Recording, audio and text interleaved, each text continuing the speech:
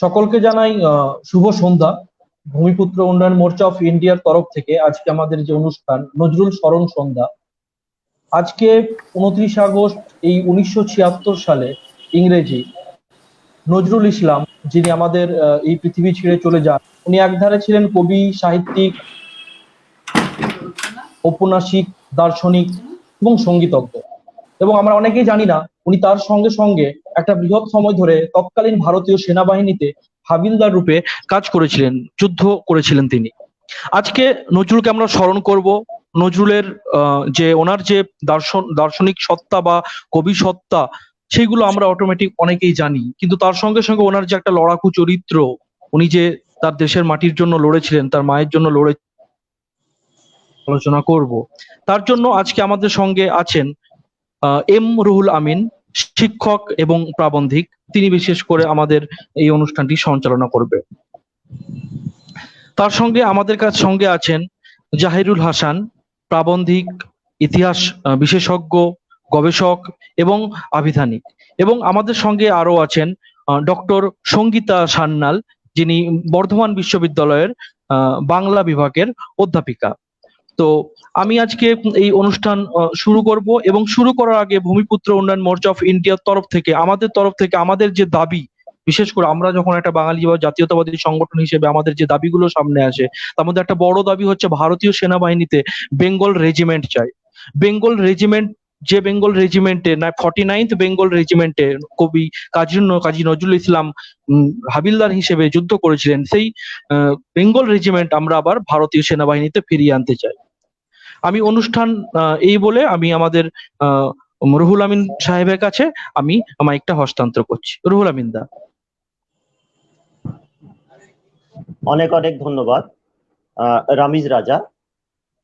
আজকে নজরুল ইসলামের প্রয়াণ দিবসে ভূমির উদ্যোগে যে এই অনলাইন ভার্চুয়াল মাধ্যমে আমরা কাজী নজরুল ইসলাম তার স্মরণ সভায় আমরা একত্রিত হয়েছি এপার বাংলায়,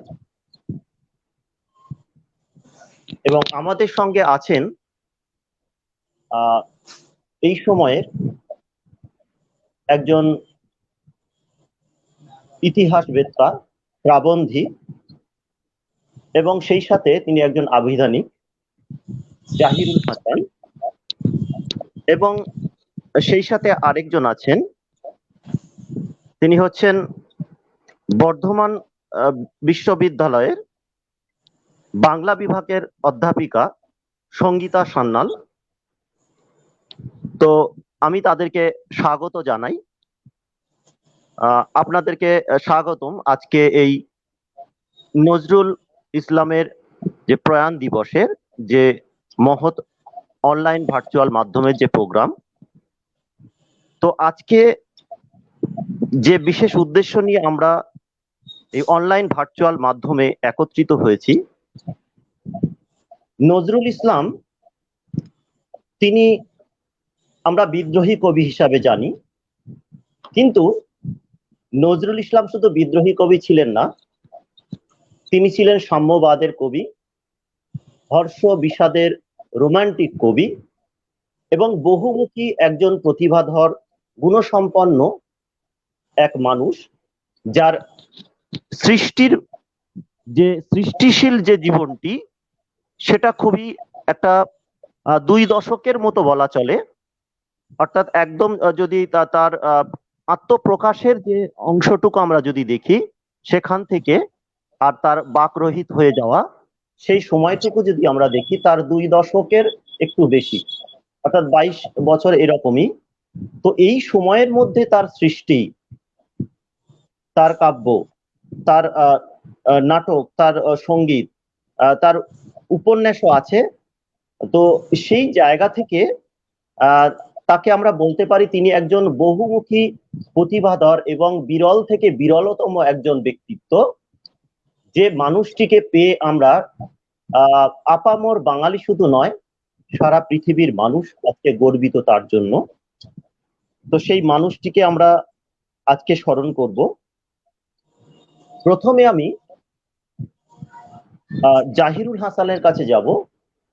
আমি যতটুকু জানি যে নজরুল ইসলাম যখন মানে মারা যান ওপার বাংলায় ঢাকাতে, তখন আপনি একজন তরুণ যুবক, মানে ওই 30 বছর টছর হবে আমি যতটুকু হিসেব করে জানি।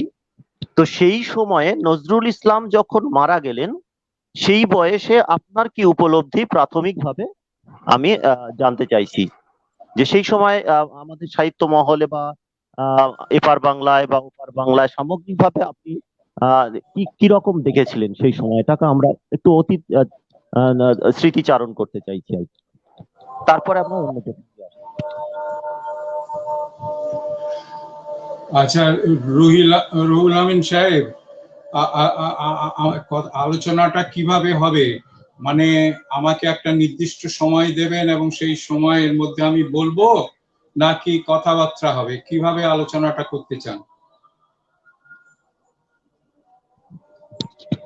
প্রাথমিক আলোচনার পরে প্রাথমিকে আপনি 2-3 মিনিট মতো প্রাথমিক পর্বটা হয়ে, তারপরে আপনি ঝাড়া আপনার উপলব্ধিগুলো 5-10 মিনিট 20 মিনিট করে আপনি বলবেন। আচ্ছা, এখন একটু হ্যাঁ, প্রাথমিক কথাবার্তা একদম, তাই তো? হ্যাঁ একদম, হ্যাঁ ঠিক ঠিক। আচ্ছা, আমার কাছে জানতে চাওয়া হয়েছে যে 29শে আগস্ট 1976 যেদিন কাজী নজরুল ইসলাম বলবেন না, গুলিয়ে যায়, অনেকগুলো নজরুল ইসলাম আছে, কাজী নজরুল ইসলাম বোধহয় একজনই আছেন। তো 29শে আগস্ট 1976, এখন নজরুল সম্পর্কে মানুষের অনুভব বিভিন্ন সময়ে, মানুষের বলতে বাঙালির অনুভব বিভিন্ন সময়ে বদলেছে। 50-এর শুরুতে একরকম, আবার 60-70-এ একরকম, আবার শতাব্দীর শেষে যখন তার জন্ম শতবর্ষ আসন্ন বা চলছে, সেই সময় আরেক রকম, আর এখন একটা হতাশাজনক পরিস্থিতি।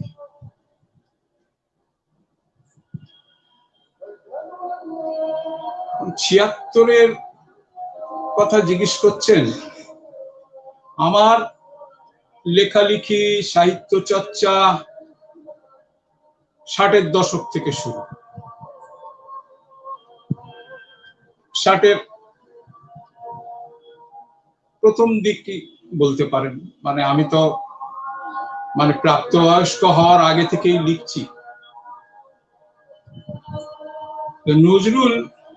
কাজী নজরুল ইসলাম, নজরুলটা আমরা বলতে পারি যেমন রবীন্দ্রনাথ বলি, নজরুল ইসলাম লেখককে নজরুল বলবে না, নজরুল আমরা বলতে পারি। ওই সময় আমাদের যারা লেখালেখি করতাম, আমি খুবই ছোট ছিলাম, আমার চেয়ে বয়সে বড় যারা ছিলেন, আমি বিশেষ করে মুসলমান সমাজের যারা লিখতে চাইছেন, সাহিত্যে কিছু সৃষ্টি করতে চাইছেন, কিছু দিতে চাইছেন, তাদের কাছে কাজী নজরুল ইসলাম একটা বড় প্রেরণা ছিল, এটা মানতে হবে। তবে আমি তো প্রথম যখন থেকে লেখালেখি করছি, তখন থেকেই গোটা বাংলা সাহিত্যই আমার প্রেরণা, বিশেষভাবে কোনো একজন নয়। সেই অর্থে আমি যে একেবারে নজরুল কেন্দ্রিক ছিলাম ওই সময় তা নয়। তবে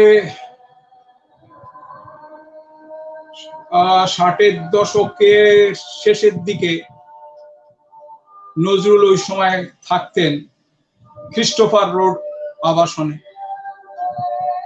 এই ক্রিস্টোফার রোড আবাসনে আবাসিকরা তারা খুব গর্বিত ছিলেন যে কাজী নজরুল ইসলাম তাদের আবাসনে বাস করেন, ওটা একটা সরকারি আবাসন। তো তারা প্রতি বছর নজরুল জন্মদিবস পালন করতেন, নজরুলকে নিয়ে আসতেন মঞ্চে। আমি গিয়েছি ওই সময়, বাড়িতেও গিয়েছি ওর। উনি তো চলে গেলেন 72 সালে। 1972 সালে শেখ মুজিবুর রহমান ওকে বাংলাদেশে ঢাকায় নিয়ে গেলেন,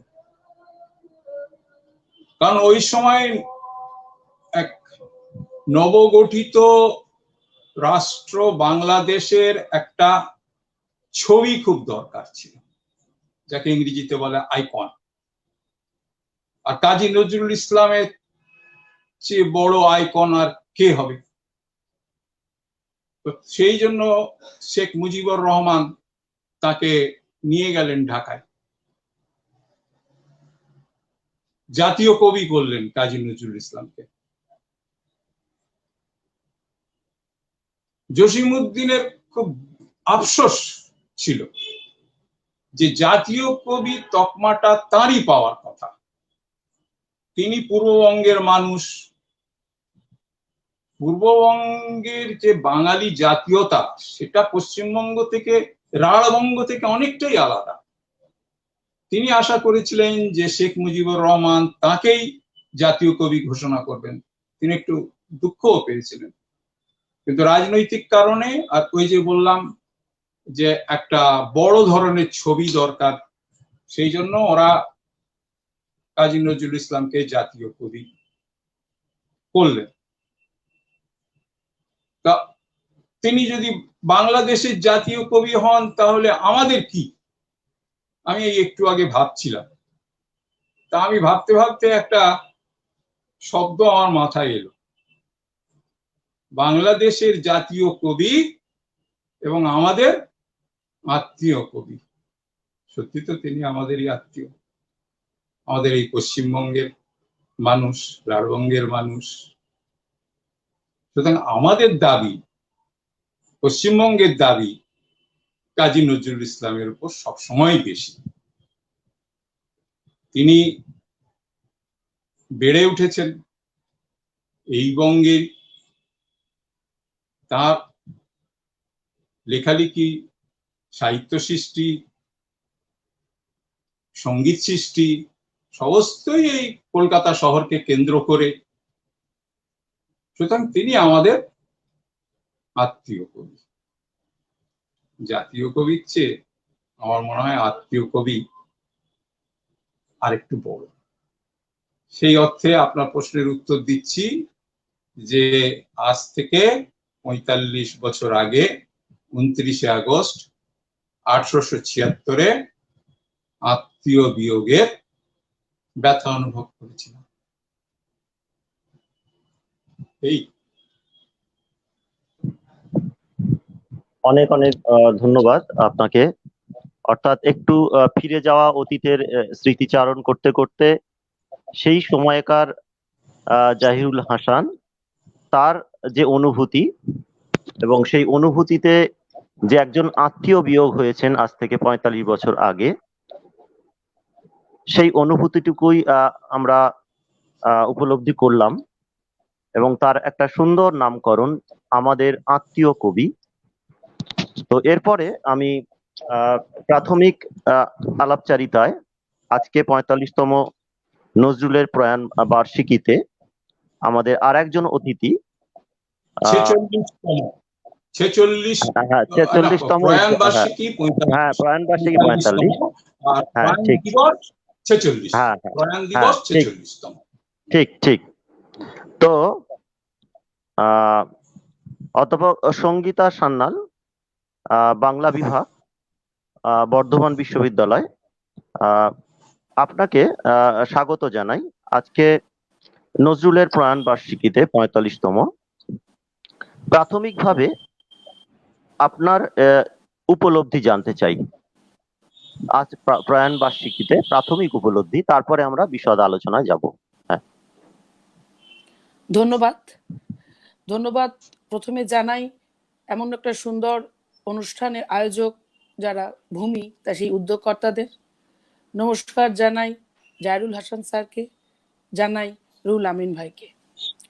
আমি আজকে যেটা আমার অনুভূতি, সেই অনুভূতি হচ্ছে যে এমন একটা বড় মাপের মানুষ, এমন একটা আদ্যপান্ত বাঙালি, বিশেষ করে আজকের শিরোনাম যে বেঙ্গল রেজিমেন্ট আমাদের চাই, কিন্তু বেঙ্গল রেজিমেন্ট চাওয়ার আগে আমাদের খুব স্পষ্ট করে জেনে নিতে হবে আমরা বাঙালি কারা, বাঙালিরা কেমন আছেন, বাঙালিদের অস্তিত্ব সংকট কিনা, এই সমস্তটা জানবার পরে আমরা যাব বেঙ্গল রেজিমেন্টের ক্ষেত্রে। এবং এই সমস্ত প্রশ্নের উত্তর যিনি দিয়ে দিতে পারেন এবং যাকে দেখে বাঙালি এগোতে পারে, একেবারে সেই মাথার চুল থেকে পায়ের নখ পর্যন্ত যিনি আদ্যপান্ত বাঙালি, সেই মানুষটি হলেন আমাদের কবি কাজী নজরুল ইসলাম। সুতরাং আমি তো আজকে আপ্লুত আমাকে বলার এই সুযোগ করে দেওয়ার জন্য, এবং আমি নিশ্চয়ই সময় একটু পাবো যেখানে আমি আগে ধারণা দেব যে আমরা কে কেমন আছি, বাঙালিরা কেমন আছে, তারপর রেজিমেন্টের প্রয়োজনীয়তা কেন আমাদের দেওয়া হচ্ছে না, সেই সমস্ত কথা নিয়ে আলোচনা করব। এবং শেষে আমার একটা জায়গা থাকবে বলার যে কবিকে নিয়ে আরো বেশি ভাবা দরকার, যে মানুষটা আমাদের জন্য এত কিছু করে গেছেন, এত প্রেক্ষিত তৈরি করে গেছেন, এত ক্ষেত্র তৈরি করে গেছেন, তাকে আমরা কতটা জানি, কতটা তাকে নিয়ে গবেষণা করি, কতটা আলোচনা করি, সেটা আমার বড় খেদ রয়েছে। তো সেটা নিয়েও আমি আলোচনা করব। আমি আমার প্রাথমিক যে অনুভূতি, সেই অনুভূতি আমি আপনাদের সাথে শেয়ার করলাম। পরে যখন সুযোগ দেবেন নিশ্চয়ই আরো কিছুটা আমি বলবো। সেই বাসনা নিয়ে আজকে এসেছি। আমি নিশ্চয়ই যেটুকু জানতে চেয়েছেন বলতে চেয়েছি আর কি, পেরেছি কিনা। অনেক অনেক অনেক অনেক ধন্যবাদ আপনাকে। অর্থাৎ আপনি প্রাথমিকভাবে আজকে আপনি কি কি বলতে চাইছেন তার একটা সারমর্ম সেটা আমরা পেয়ে গেলাম, এবং যারা শুধু দর্শক মন্ডলী এবং শ্রোতা হিসেবে যারা উপস্থিত আছেন তাদেরকেও শুভেচ্ছা জানাই। এইরকম একটি অনুষ্ঠান ভূমির তরফ থেকে আজকে এপার বাংলাতে যে চর্চা চলছে, এপার ওপার সামগ্রিকভাবে তো বাংলার কবি, শুধু বাংলার কবি নয়, তিনি সারা বিশ্বের কবি। অর্থাৎ দেশ কাল স্থান গণ্ডি পেরিয়ে তিনি সারা বিশ্বের কবি। কবি কোনো দেশ কাল গণ্ডির মধ্যে সীমাবদ্ধ নয়, তবুও তিনি আমাদের এক পরম আত্মীয়। সেই সূত্রে জাহিরুল হাসানের কথায় বলি, তিনি আমাদের আত্মীয় কবি। তো সেই জায়গা থেকে আজকে আমরা তো কিছুক্ষণ ধরে তার জীবন এবং তার কর্ম নিয়ে আলোচনা করব। তো এখন সবকিছু ছাড়িয়ে যে নজরুলের জন্য যে কথাটি উঠে আসে, তিনি হচ্ছেন একজন সাম্যবাদের কবি। তার সৃষ্টিতে, তার গানে, তার কবিতায় বারবার উচ্চারিত হয়েছে এই সাম্যবাদের কথা। সেখানে তিনি দেখতে চেয়েছেন দুটো প্রতিবেশীকে একই বৃন্তে দুইটি কুসুম, আবার পরক্ষণেই তিনি জাতের নামে বজ্জাতিকে তিনি অন্য দিক থেকে তিনি তার ঘৃণা জানিয়েছেন। অর্থাৎ তার হৃদয়ে, মননে, চিন্তনে যেটা বারবার এসেছে, সেটা তিনি মানুষকে মানুষ হিসাবেই দেখতে পছন্দ করতেন। তার সৃষ্টি সেটাই বারবার ফুটে উঠেছে। তো সেই মানুষটিকে নিয়ে আজকে আমরা যে স্মৃতিচারণ করছি, তার সৃষ্টি ও জীবন নিয়ে আমি সরাসরি চলে যাব জাহিরুল হাসানের, কাজী নজরুল ইসলামের জীবন, কর্ম, সৃষ্টি, এই সামগ্রিক বিষয়ের উপরে আপনার ভাবনা শেয়ার করার জন্য আমি আপনার কাছে অনুরোধ করছি। আচ্ছা, প্রথমে একটু বলি যে আপনারা এই যে দাবি রেখেছেন যে ভারতীয় সেনাবাহিনীতে বেঙ্গল রেজিমেন্ট পুনর্গঠন করা হোক, প্রথমে এই দাবিটা দেখে আমি ভেবে পাচ্ছিলাম না যে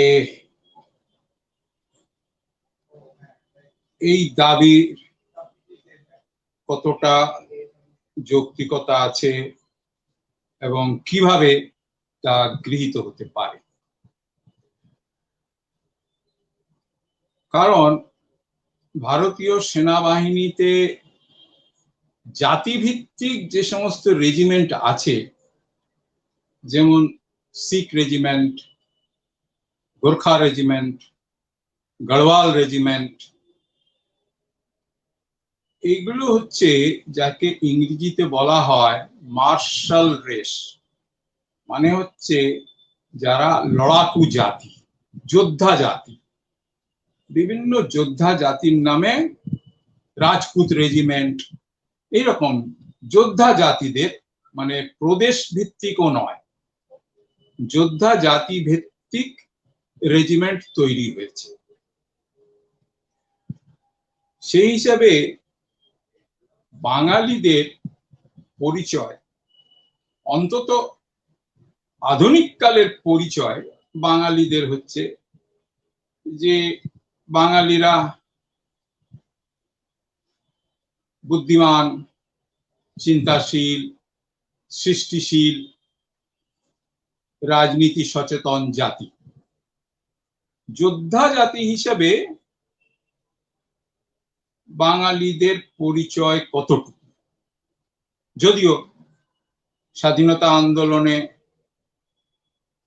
বীরত্বের সঙ্গে বাঙালি বিপ্লবীরা লড়েছে, সে পরিচয় তারা রেখেছে। ভারতবর্ষের অন্যান্য জাতির সঙ্গে আমি তুলনা করা উচিত নয় এসব ক্ষেত্রে, কিন্তু তাহলেও অগ্রগণ্য ছিল বাঙালিরা বীরত্বে। বাঙালি ইতিহাস, আমি যেহেতু একটু ইতিহাস চর্চা করি, বাঙালিরা কিন্তু সৈনিক হিসাবে ইতিহাসে বাঙালিদের কথা খুব বেশি লেখা হয়নি। কারণ কোন বাঙালি সেনাপতি বিশাল কৃতিত্ব দেখিয়েছে যুদ্ধের ময়দানে, ইতিহাসে সেরকম পরিচয় একেবারে নেই তা আমি বলবো না, কম। কিন্তু ইতিহাসে যেটা শিরোনামে লেখা থাকে, যেটা বহু উচ্চারিত, তার বাইরেও একটা ইতিহাস থাকে। সেই ইতিহাসটা হলো এই যে সুলতানি আমলে সুলতানরা কিন্তু বাঙালি সৈনিকদের উপর অত্যন্ত নির্ভর করতেন এবং তাদের পরিচয় ছিল পাইক। আমার বাংলায় মুসলমানের ইতিহাস বইতে এই পাইকদের কথা আছে। বাঙালি গণেশ জমিদারি, গণেশ, যদু, এরা তো সুলতানও হয়েছিলেন, যুদ্ধও করেছেন নিশ্চয়। সুতরাং যুদ্ধের ময়দানে বাঙালির কৃতিত্ব নেই এটা তো ঠিক নয়। একটা নাম যদিও একটু কলঙ্কের সঙ্গে জড়িয়ে আছে, কালা পাহাড়। তা কালা পাহাড় তো বাঙালি ছিলেন। আর আজকের দিনে বাঙালি তরুণরা সৈন্যবাহিনীর চাকরিতে যেভাবে এগিয়ে আসছে, তার স্বীকৃতি নেই বলে বাঙালিরা যুদ্ধ কাতর কিংবা বাঙালিরা যুদ্ধ কুশলী নয় এ কথা কেউ বলতে পারবে না। শতকরা হিসেব পাওয়া কঠিন যে ভারতীয় সৈন্যবাহিনীতে কোন প্রদেশের মানুষ কত সংখ্যায় আছে, কিন্তু আমার মনে হয় যে প্রথম 10-এর মধ্যে থাকবে বাঙালি। আপনারা একটু খোঁজ দিয়ে দেখুন, প্রায় প্রতিটি গ্রামে বাঙালি সৈনিক রয়েছে, তারা হয়তো উচ্চ পদে নেই, কিন্তু সাধারণ সেনা হিসেবে তারা যে এক বিশাল সংখ্যায় রয়েছে তার প্রমাণ হচ্ছে যে কোনো জায়গায় আমরা দেখছি, এটা আপনারা লক্ষ্য করেছেন কিনা জানি না, যে কোথাও যদি সৈনিকের মৃত্যু হয়েছে 2-4 জনের, সে ছত্তিশগড়ে হোক, কাশ্মীরে হোক বা চীন সীমান্তে হোক, দেখা যাচ্ছে অবধারিতভাবে তার মধ্যে 1, 2, 3 জন বাঙালি থাকবেই। আগামী দিনে বাঙালির সংখ্যা কিন্তু আরো বাড়বে। সুতরাং এই দাবিটা তুলে খুব ভালো করেছেন, কিন্তু আজকের এই আলোচনা কতজনের কানে পৌঁছবে আমি জানি না। রাজনৈতিক স্তরে এই দাবিটা পৌঁছে দেওয়া দরকার, অন্তত আঞ্চলিক নেতাদের কাছে পৌঁছে দেওয়া হোক এবং এটাকে একটা বাঙালিদের জাতীয় দাবি হিসেবে পেশ করা হোক। এই নিয়ে কেউ লেখালেখি করেননি, কোনো বই লেখা হয়নি। সৈন্যবাহিনীতে বাঙালিদের অবদান, দ্বিতীয় বিশ্বযুদ্ধে ভেবে দেখুন, শয়ে শয়ে হাজারে হাজারে বেঙ্গলি রেজিমেন্ট করতে হয়েছিল কেন? শয়ে শয়ে হাজারে হাজারে বাঙালি তরুণ, তার সঙ্গে কাজী নজরুল ইসলাম, তারা সৈন্যবাহিনীতে তখন যোগ দিয়েছিলেন।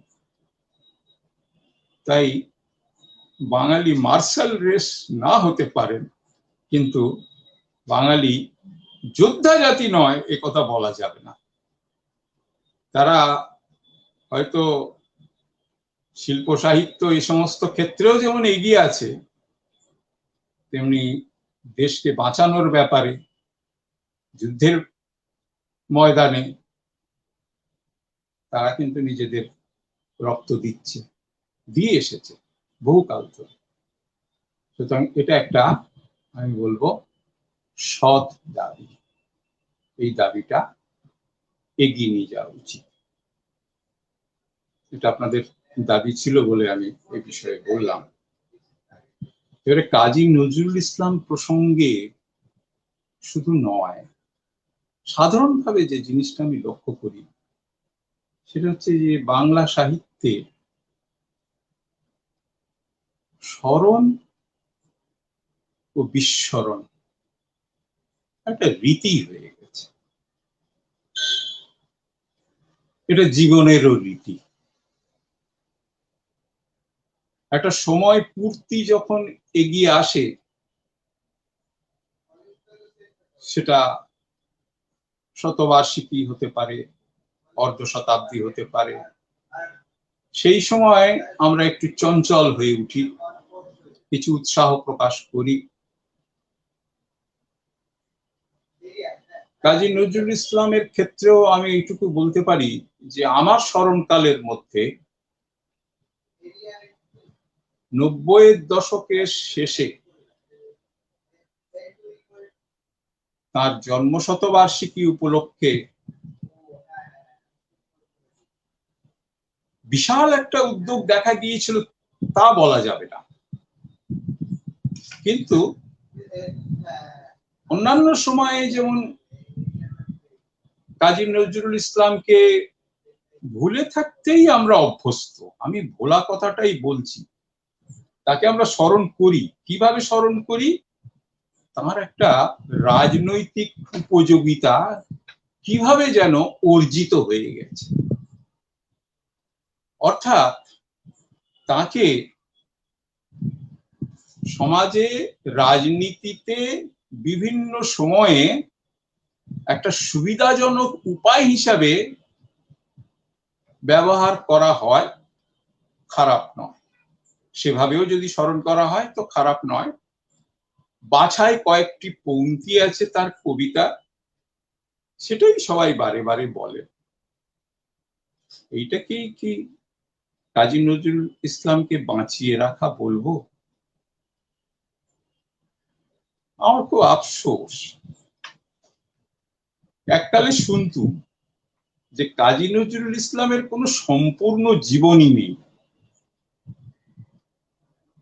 বাংলাদেশ থেকে একজন গবেষক আমার স্মরণ আছে, ওই 90 দশকের ওই সময় তিনি বাংলা একাডেমিতে এসেছিলেন। তিনি বললেন যে আমাকে বাংলাদেশ সরকার থেকে বলেছে কাজী নজরুল ইসলামের জীবনী লিখতে, তা আপনারা দোয়া করুন আমি যেন তার সম্পূর্ণ জীবনী লিখতে পারি। তিনি খুব কৃতি লেখক, কিন্তু তিনিও লিখে যেতে পারেননি। তবে আপনারা বলবেন যে তার জীবনী তো সংখ্যায় অনেক, সেই 50 দশক থেকে শুরু হয়েছে আজহারউদ্দিন খানের, তারপর তো অনেকেই লিখেছেন এবং বাংলাদেশে।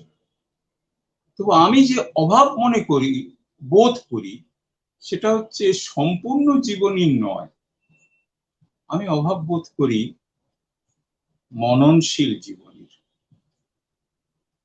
মননশীল জীবনী এই শব্দটা বোধহয় আমার আগে কেউ ব্যবহার করেনি, তাহলে আপনাদের একটু অবাক লাগতে পারে মননশীল জীবনীটা কি। জীবনী বলতে তো আমরা বুঝে এসছি যে নানা সূত্র থেকে সংগৃহীত একটা ফুলের মালা গাঁথার মতন করে তথ্যের মালা গেঁথে দিলেই তো সেটা জীবনী হয়ে গেল। সাধারণত যে কোনো কৃতি মানুষের, বিশেষ করে যারা 100 বছর আগে তারও বেশি আগে, তাদের ক্ষেত্রে বাল্য কৈশোর সম্পর্কে তথ্য পাওয়া সবচেয়ে কঠিন হয়ে পড়ে। আপনারা দেখবেন আজহারউদ্দিন খানের জীবনীতেও তিনি দীর্ঘ সময় ধরে নজরুল চর্চা করে গেছেন, অজস্র সংস্করণ হয়েছে, কিন্তু বাল্য কৈশোর ওই 10, 12, 14, 15 পৃষ্ঠার মধ্যে সীমিত। সুতরাং সে অর্থে সম্পূর্ণ জীবনী নয়, কিন্তু তারপরে তো তথ্য সীমাহীন তথ্য। সেই তথ্যের কতটুকু খাঁটি, কতটুকু ভেজাল, সে পরীক্ষাই বা কে করবে? নানা জনে দাবি করেছে, আমার সঙ্গে খুব বন্ধুত্ব ছিল, অমুক দিন অমুক হলো, তমুক দিন তমুক হলো। বাংলাদেশে বেশি এই ধরনের লেখালেখি গুলো হয়েছে। এইবার সে বাছাই করা, মূল সূত্র যদি থাকে তার সঙ্গে মিলিয়ে দেখা, এগুলো কে করবে? তবু বাংলাদেশের রফিকুল ইসলাম খুব খেটে জীবনী লিখেছেন। কিন্তু মননশীল জীবনী আমি বলবো তাকেই, যে জীবনী মধ্য থেকে একটা মানুষের মন এবং চরিত্র বেরিয়ে আসবে, তথ্য নয়। তথ্যের সঙ্গে থাকবে বিশ্লেষণ ও আলোচনা। এই ধরনের জীবনী শুধু কাজী নজরুল ইসলাম নয়, বাংলায় অন্তত খুব কম কৃতি মানুষেরই লেখা হয়েছে। তো আমার আজ আর শক্তি নেই, মানে আমার চোখ যে অবস্থায় আছে তাতে আমি কোনো বই পড়তে পারি না এখন। এই ইচ্ছাটা নিয়েই আমাকে বিদায় নিতে হবে, কিন্তু ইচ্ছাটা আমি জ্ঞাপন করলাম। তরুণ যারা আছেন, যারা খোঁজেন যে কি কাজ করব, পিএইচডি স্কলারদের গাইডরা বিষয় হাতড়ে বেড়ান। কাজী নজরুল ইসলাম নিয়ে এই মুহূর্তে অনেকেই গবেষণা করছে, কয়েকটা গোদা গোদা বিষয় দিয়ে দেওয়া হচ্ছে তাদের। কাজী নজরুল ইসলামের নাটক, কাজী নজরুল ইসলামের অমুক, কাজী নজরুল ইসলামের রাজনৈতিক জীবন দিয়ে দেওয়া হচ্ছে, পিএইচডি থিসিস হয়ে যাচ্ছে। আমি সেটা বলছি, আমি বলছি ওই একটা মননশীল জীবন, যার মধ্যে থেকে কাজী নজরুল ইসলাম বেরিয়ে আসবে। কাজী নজরুল ইসলাম এক বিশাল ব্যক্তিত্ব, নানা জনের কাছে তার নানা পরিচয়। তারা বলেন এই হলেন আমার নজরুল, আরেকজন বলে না না আমার নজরুল হচ্ছে ওইটা। কিন্তু দেখাই যায় নজরুল প্রসঙ্গে সব মিলিয়ে একটা সম্পূর্ণ নজরুল, সম্পূর্ণ জীবনী নয়, সম্পূর্ণ নজরুল খুব দরকার। এখানে এই জন্য বললাম, যদি কেউ শোনেন, যদি কারো মাথায় এই বিষয়টা আসে, ভাবতে পারেন। আমি হয়তো লিখে দিতে পারবো না, কিন্তু আমি আলোচনা করতে পারবো। যদি কেউ লিখতে চান, তার সঙ্গে আলোচনা করতে পারবো, এটা দরকার। তাহলে দুটো বিষয় বললাম, একটা হচ্ছে আপনাদের বেঙ্গল রেজিমেন্টকে সমর্থন জানালাম, আর একটা দাবি তুললাম কাজী নজরুল ইসলামের একটা মননশীল জীবনী রচিত হোক। এই, আমি সব কথা বললে তো হবে না। আচ্ছা, আপনারা বলুন, শুনি। অনেক অনেক ধন্যবাদ। আসলে বেঙ্গল রেজিমেন্ট বিষয়টি আমরা হয়তো পরে আসতুম, কিন্তু আপনি বিষয়টি আপনার নজরে পড়েছে, এবং সত্যি তো এক সময় বোধহয় ব্রিটিশরাও তারা বাংলা থেকে কোনো সেনাবাহিনীতে যাক, তারাও সেরকম ভাবে এরা যে সামরিক জাতি তারা ভাবতেন না। কিন্তু এক সময় পরে তারা কিন্তু এই বাঙালিদের জন্য একটা রেজিমেন্ট করেছিলেন। তো সেটা একটা ইতিহাস।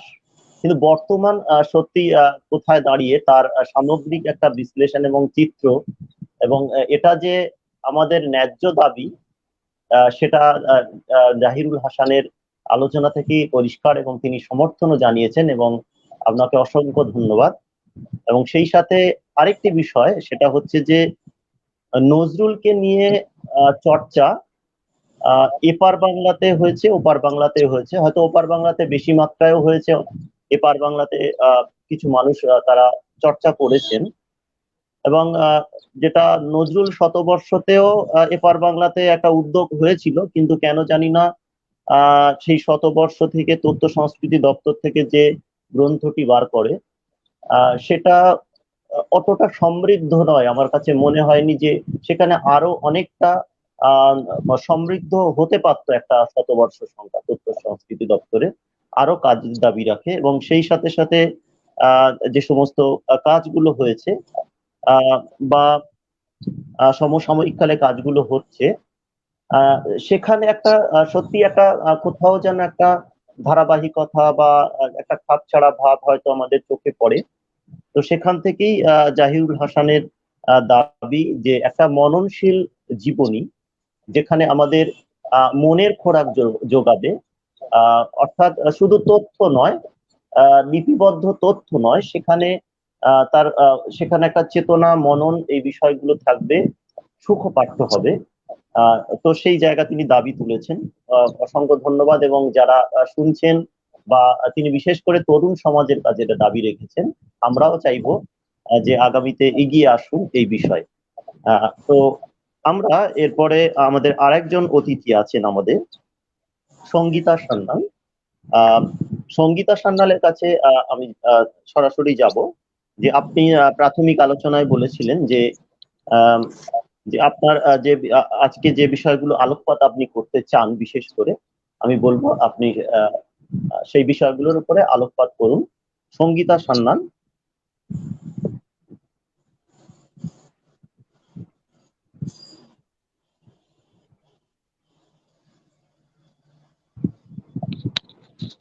হ্যাঁ, সঙ্গীতা সান্যাল শুনতে পাচ্ছেন?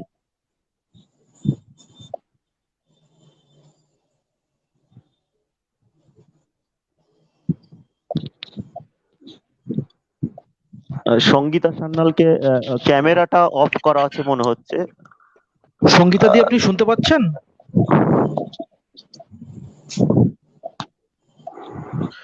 সঙ্গীতা দি, আপনি শুনতে পাচ্ছেন? আচ্ছা, বেশ, সঙ্গীতা সান্যালের কাছে পরে আসছি। ততক্ষণে আমি রামিজ রাজার কাছে যাব। রামিজ রাজা বিশেষ করে এই যে ভাবনাটা কিছুটা হলেও আমাদের ভূমির তরফ থেকে রামিজ রাজা বা আরো যারা আছেন সম্মিলিত একটা সিদ্ধান্ত। তো স্যার সেটা সমর্থনও করেছেন। এই সেনাবাহিনীতে বাঙালি রেজিমেন্ট চাই।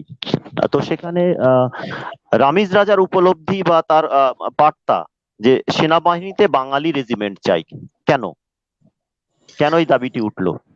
আমরা ভারতবর্ষে যদি লক্ষ্য করি, আমরা গোর্খা রেজিমেন্ট দেখতে পাই, আমরা পাঞ্জাবি রেজিমেন্ট দেখতে পাই, এবং আরো বিভিন্ন ভারতের যে বিভিন্ন অঙ্গরাজ্যগুলো, সেই বিভিন্ন অঙ্গরাজ্যগুলোর কম বেশি আমরা সবই রেজিমেন্ট দেখতে পাই। কিন্তু অদ্ভুতভাবে আমরা যদি লক্ষ্য করি, বেঙ্গল রেজিমেন্ট বা বাঙালিদের কোনো রেজিমেন্ট নেই। তো পশ্চিমবঙ্গ বা বাংলা তো ভারতবর্ষের বাইরে না, এটা তো ভারতের মধ্যে একটা রাজ্য।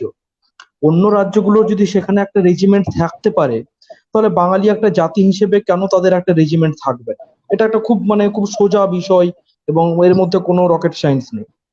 আমরা জানি না 1947-এর পর থেকে আজকে দেশভাগের এবং দেশ স্বাধীনতা লাভের আমাদের প্রায় 70-75 বছর অতিক্রান্ত, কিন্তু তা সত্ত্বেও বাঙালির কোনো রেজিমেন্ট নেই।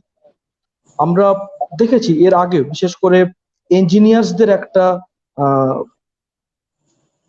কিছু সামথিং ইঞ্জিনিয়ার্সদের নিয়ে কোনো একটা রেজিমেন্ট আছে আমাদের, বিশেষ করে যেখানে বেশি সংখ্যক বাঙালিরাই কাজ করেন আর কি সেনাবাহিনীতে। কিন্তু মানে এক্স্যাক্টলি যে রেজিমেন্ট বলা হয়, যেটা আমরা দেখি অন্যান্য ক্ষেত্রে, অন্যান্য অঙ্গরাজ্য বা জাতির ক্ষেত্রে, সেই রেজিমেন্ট আমরা দেখতে পাই না। তো এটা আমাদের খুব একটা সোজা দাবি যে ভারতবর্ষে অন্য জাতির বা অন্য রাজ্যেরও যতটা দাবি, ভারতবর্ষের সেনাবাহিনীর ক্ষেত্রে হোক বা ভারতবর্ষের অন্যান্য কোনো অ্যাফেয়ার্স এর ক্ষেত্রে হোক, বাঙালিদেরও সেটা সমান অধিকার আছে। এবং সেখান থেকে আমাদের এই চিন্তা ভাবনাটা আসে যে বাঙালি কেন একটা রেজিমেন্ট থাকবে না। এবং আমরা আজকে কাজী নজরুল ইসলামের মৃত্যুবার্ষিকীতে এই দাবি উত্থাপন করার একটা আদর্শ দিন হিসেবে আমরা এটাকে বেছে নিয়েছি আর কি। রোহুল আমিন দা। অনেক অনেক ধন্যবাদ। কথাগুলো একটু যদিও কেটে কেটে গেল, সবকিছুটা পরিষ্কার বোঝা গেল না, কিন্তু মোটামুটি ভাবে আপনি যেটা বলতে চাইছেন যে সারা দেশে আমরা বিভিন্ন অঙ্গরাজ্য বা আঞ্চলিক বিশেষে আমরা রেজিমেন্ট গুলো দেখতে পাই। আপনার সরাসরি সেই ক্ষেত্রে দাবি হচ্ছে যে বাঙালিদের জন্য আলাদা কোনো রেজিমেন্ট নয় কেন? আচ্ছা, সেক্ষেত্রে আপনার এই পরিষ্কার দাবি হচ্ছে যে যেহেতু অন্যান্য ক্ষেত্রে আছে, সুতরাং বাঙালি বা বাঙালিদেরকে কেন সেনাবাহিনীতে আলাদা রেজিমেন্ট থাকবে না। আচ্ছা, ইতিমধ্যে আমাদের মধ্যে এসে গেছেন আমাদের সঙ্গীতা সান্যাল। ম্যাডাম, আপনার কাছে সরাসরি যাই যে আপনি প্রাথমিক আলাপচারিতায় আপনি যে বিষয়গুলো আলোকপাত করতে চেয়েছেন আজকে, আপনার কাছে সরাসরি আজকে এই নজরুলের যে প্রয়াণ বার্ষিকী, সেখানে আপনার যে সমস্ত কথাগুলো আপনি বলতে চান সেটা আপনার কাছ থেকে শুনতে চাই, সরাসরি আপনার কাছে। হ্যাঁ, আমি যেটা বলেছিলাম সেটা জাহিরুল হাসান স্যার যে কথাগুলো বলছিলেন, আপনারা কি শুনতে পাচ্ছেন এখন? হ্যাঁ, শুনতে পাচ্ছি। আচ্ছা, হ্যাঁ, বেশ বেশ। জাহিরুল হাসান স্যারের কথাগুলো খুব মনোমুগ্ধকর এবং আন্তরিকও বটে, এবং উনার অনেক আক্ষেপ আছে যেটি যথার্থ, এবং উনি অনেকটা প্রত্যক্ষ করেছেন, সঙ্গে ছিলেন। সুতরাং অনেক বাস্তব অভিজ্ঞতা থেকে উনি অনেক কথা বললেন আমাদেরকে। এটা ঘটনা, আমরা এখনো পর্যন্ত কাজী নজরুল ইসলামকে নিয়ে তেমন ভাবে ভাবতে শিখিনি। আমরা কিছু কিছু মানুষকে নিয়ে তেমন ভাবে ভাবতে শিখিনি। মোহাম্মদ শহীদুল্লাহকেও নিয়েও আমরা ভাবতে শিখিনি। আমরা কোথায় যেন একটু আটকে আছি, থেমে আছি। আমি আজকে প্রয়াণ দিবসে কবিকে প্রথমেই জানিয়েছি আমার অন্তরের শ্রদ্ধাঞ্জলি, এবং আমি বলতে পারি কথা, যদি রবীন্দ্রনাথ ঠাকুর একটি প্রতিষ্ঠান হয়ে থাকেন, তাহলে অবশ্যই আরেকটি প্রতিষ্ঠান কাজী নজরুল ইসলাম। এটিকে মানতে হবে, স্বীকার করতে হবে। আমি ভাবতে অবাক হই যে লেটোগান দিয়ে যে কবি শুরু করেছিলেন তার যাত্রাপথ, সে কবি কোথায় পৌঁছে যেতে পেরেছিলেন একেবারে নিজের অধ্যাবসায়, একেবারে নিজের আন্তরিকতা এবং সমস্তটা বাঙালিয়ানা দিয়ে। এমন কোনো কবিকে আপনারা কি দেখাতে পারবেন? অন্ততপক্ষে আমি তো পারি না, যে কোনো ইজিম দ্বারা, কোনো বিদেশি ইজিম দ্বারা, কোনো বিদেশি কবি দ্বারা প্রভাবিত না হয়ে একেবারে নিজের জাতিকে সামনে রেখে, সেটি মাথায় রেখে তিনি তার সমস্ত পথটিকে তৈরি করে গিয়েছেন। আমার আমার আমি কিন্তু বলতে পারবো না কাজী নজরুল ইসলামকে আমি সেই জায়গায় দাঁড় করিয়ে দিতে পারি যিনি কোনো ইজম, কোনো অন্য কোনো কবির প্রভাব দ্বারা প্রভাবিত না হয়ে একেবারে নিজস্বতা নিয়ে তিনি নিজেকে তৈরি করেছেন। হয়তো জাহিরুল স্যার এটি কি বলতে চেয়েছেন যে মননশীল জীবনী লিখতে গেলে এই মননটাকেই কিন্তু স্পর্শ করতে হবে, যে কোথায় তিনি, আমি আজকে একটু নাড়াচাড়া করছিলাম, একটু ভাবছিলাম যে সত্যি কথাই একদম প্রথম থেকে মানে কি আশ্চর্যভাবে তার অবস্থানগুলো একবার ভেবে দেখুন, যে জন্মেছেন তিনি এপার বাংলায়, আর প্রয়াণ তার ঘটলো ওপার বাংলায়। এই দুই বাংলার বাঙালি আনার সেতুবন্ধন যিনি করলেন, তিনি আমাদের কাজী নজরুল ইসলাম। ওই যে উনি বলেছেন যে আত্মীয় কবি, আত্মার সঙ্গে আত্মার মিলনেই তো আত্মীয়তা গড়ে ওঠে। সেই মিলনটা তিনি করতে পেরেছিলেন কিন্তু। এবং আজকে দেখুন, ওই যে বারবার করে বলছি যে রেজিমেন্ট আমরা চাই, অবশ্যই চাই, আমরা দুধে ভাতে বাঙালি হয়ে থাকতে চাই না। আমরাও আমাদের বলিষ্ঠতা যেমন মননে দিই, যেমন চিন্তনে দিই, তেমন বাহুবলেও দিতে পারি আমাদের দেশ রক্ষার্থে। এই জিনিসটা, এই মন্ত্রটা কিন্তু কাজী নজরুল ইসলামই দিয়ে গিয়েছেন, যদি আপনারা একটু তলিয়ে দেখেন, একটু ভেবে দেখেন। আমরা যদি একটু অন্যদিকে তাকাই, তাহলে দেখব, আমি ভাবছিলাম যে কি অসম্ভব, মানে বাঙালিয়ানা, এর থেকে আর কিছু হতে পারে না। আপনি বা আপনারা যদি তার সন্তানের নামগুলো পরপর দেখেন, কাজী সব্যসাচী, কৃষ্ণ মোহাম্মদ, অরবিন্দ খালিদ, কাজী অনিরুদ্ধ। আপনি দেখুন তো কোথায় বাংলা থেকে বেরিয়ে গেছেন উনি, কি অসম্ভব মেলাবেন তিনি মেলাবেন, কি অসম্ভব মেলবন্ধনের একটা নিগড় বন্ধন তিনি তৈরি করেছেন। এবং তিনি বিবাহ করেছেন, আমি খুব বিনয়ের সঙ্গে বলছি যে তিনি কিন্তু অমুসলমান এক রমণীর সাথে বিবাহ সূত্রে আবদ্ধ হয়েছিলেন। কিন্তু সমাজ তাকে, ওই বাঙালি সমাজ তাকে যে সেই সময় খুব সমাদর করেছিল এমনটা নয়, তাকে কিন্তু স্ট্রাগল করতে হয়েছিল। কিন্তু তিনি তার নিজের জায়গা থেকে কিন্তু সরে আসেননি। এবং এখানেই তার সম্পূর্ণতা বলে আমি মনে করি, এখানেই তার মননশীল মানসিকতা। এবং এই মানুষটা ওই 18 বছর বয়সে ভাবতে পেরেছিল যে আমাকে দেশমায়ের বন্ধন মুক্তি ঘটাতে হবে। তার ফলে হাবিলদার পোস্টে তিনি জয়েন করেছিলেন বেঙ্গল 49 বেঙ্গল রেজিমেন্টে। তাহলে এই ভাবনা আমাদের বাংলার কবিদের, আমাদের বাঙালি কবিদের মধ্যে আর কারো কি তেমন ভাবে আপনারা পেয়েছেন? তিনি কিন্তু সকল সেইভাবে কোনো ইনস্টিটিউশনাল এডুকেশনে তিনি ছিলেন না।